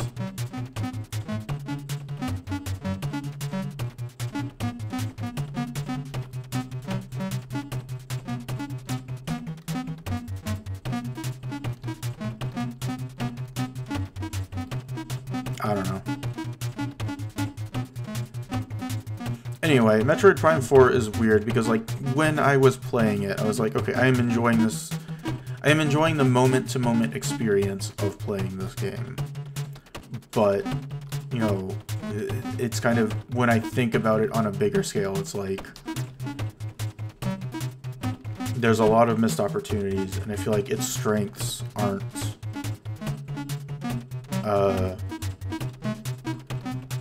like, what did it do well? Or what did it do, period? And how do those things compare to other similar types of games? It's like, okay, in terms of like NPCs and character interactions, like, I mean, I said I like those characters, but it's, you know, they aren't great characters.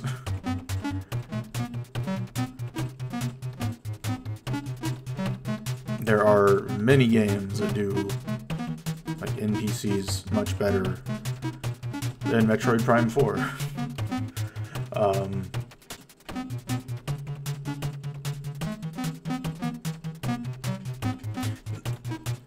Like, if it wasn't a Metroid game,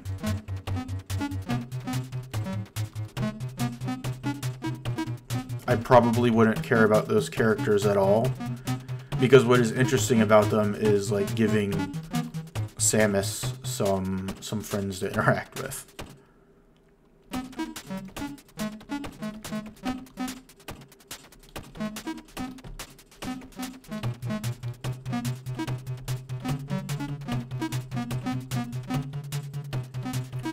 And then, like, in terms of, like, the traditional Metroid stuff, you know, exploration and getting upgrades and whatnot. It was a very linear game, like I said, so it's like it doesn't do those things very well. And I think, you know, for example, Jedi Fallen Order and Jedi Survivor are better Metroid games than Metroid Prime 4. But, like, those games also do a lot of the things Metroid Prime 4 did that are less Metroid-y, with, like, okay, we're going to have parts that are more linear and more guided, and we're going to have NPCs talking to your character, and it did those things better than Metroid Prime 4.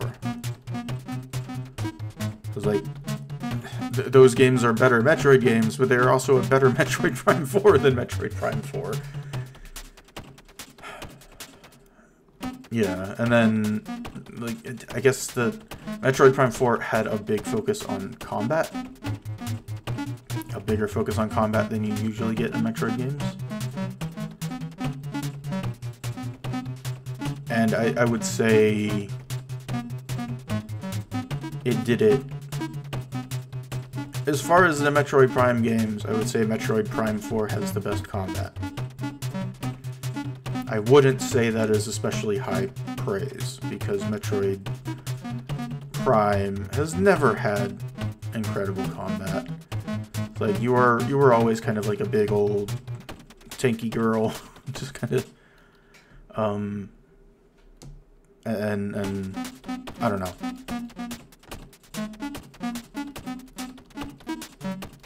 I can think of many first-person shooters that have much better combat, so it's like a combat-focused Metroid Prime game that doesn't, where the combat doesn't feel much better than the classic games, is kind of a hard sell.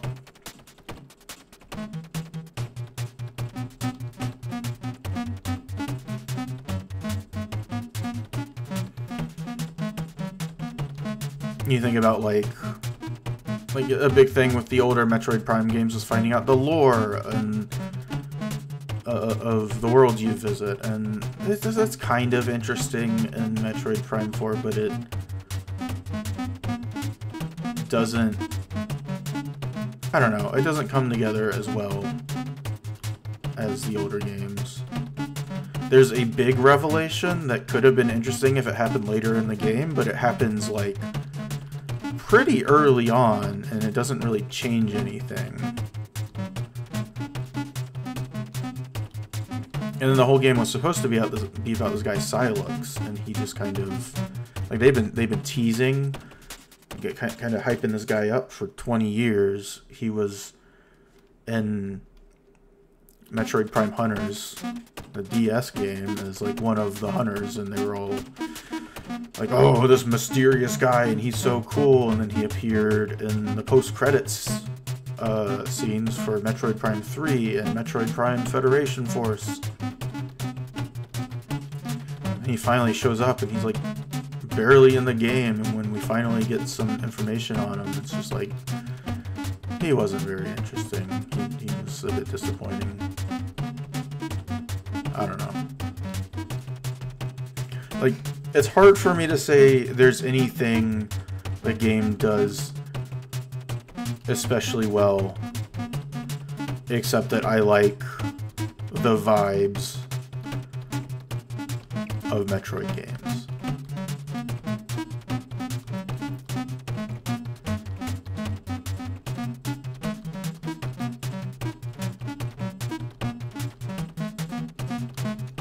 So, yeah. Metroid Prime 4 is kind of disappointing. I feel like I can't really recommend it if you aren't someone who is going to buy it because it's Metroid Prime 4.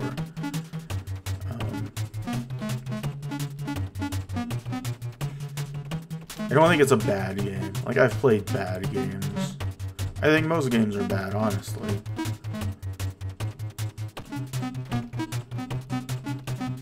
And there were some good moments in Metroid Prime 4, but it's just kind of like, I don't know. It doesn't really have anything that stands out as particularly good, and it has a lot of things that stand out as questionable. Okay, about to finish this room, and then I'm going to call it here, because I've been playing for 2 hours, and I reached my goal of 100,000. Which way did I go? Let's see. 103. Oh, okay, that's where I am. So this should be the room I just, nope.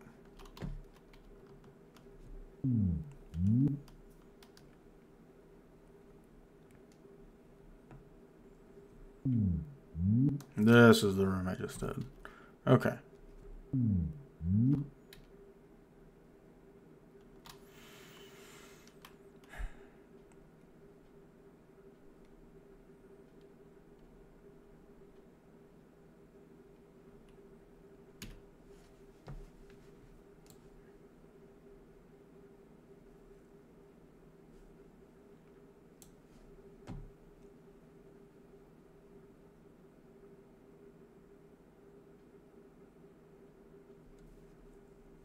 All right, I think I'm gonna call it here.